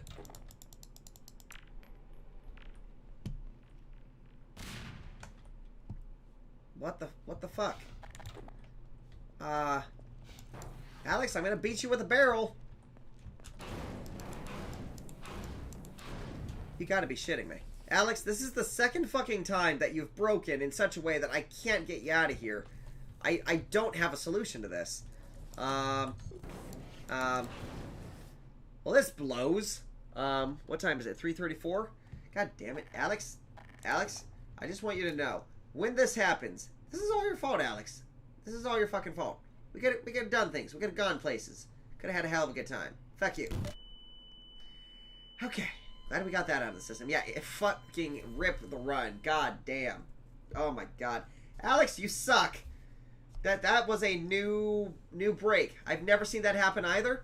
We're gonna have to pass this one on to... Well, I think Rin already beat his run. Guess that's not really gonna matter. But yeah, that's a new one. That is a new one. Fuck, 335. 335. Like, I know I want to stream something, but I don't know what at the moment. Should I just jump into another one? My family's gonna be back soon. Well, not soon, but in a couple hours. Yeah, not epic. That was big sad, actually. That was big sad. Let me just peek at something real quick. Because I've been tempted to do... I've got other games in here that I've been thinking of possibly streaming. Just maybe I'll get your guys' opinion on them real quick. Do we want to do a Dusk stream? This game, Dusk. I couldn't tell you a fucking thing about it. Apparently I own it. My brother says it's really fucking good. It looks kind of quakey. Kind of like what was the one that we just played the other day? Ultra Kill? Like, kind of looks Ultra Killy. Douchebag Simulator. I'll make that one happen one of these days for sure. I just got to figure out how I would if it's through like that Ninja Kiwi emulator. Oh my god, that was a fucking way to end the run. Yeah, you know what? I think we're gonna try Dust. I think we're gonna try it out. Yeah, because that actually sounds like a pretty good time right there. Okay. Oh, it looks like we got a second from Heckley there. All right. I'll tell you what, guys. I'm gonna go ahead and we're gonna jump into that because yeah, now I'm depressed and fuck Alex. That was some bullshit. I'm gonna go ahead and in this stream, I'm gonna grab a sip of water real quick. Oh, that's what happened. Changed the level. So I just moved too quick. I was kind of thinking that might have been what happened. God damn it. So we gotta wait for her to be ahead of us. Again, things to know these kind of runs. In over 70 runs I've done, I've not seen that happen. But man, that blows. Anyway, I'm gonna end this. Gonna go get a drink. Well, energy drink thingy. I've got it in the fridge. And then we're gonna do some Dusk. So yeah, guys, stay tuned for that one. It ain't gonna be too long before I start the next stream, but in the meantime, don't forget to like, comment, subscribe, share, ring that bell notification icon, check out the links down below, and I'll see you guys here in just a minute. And end it.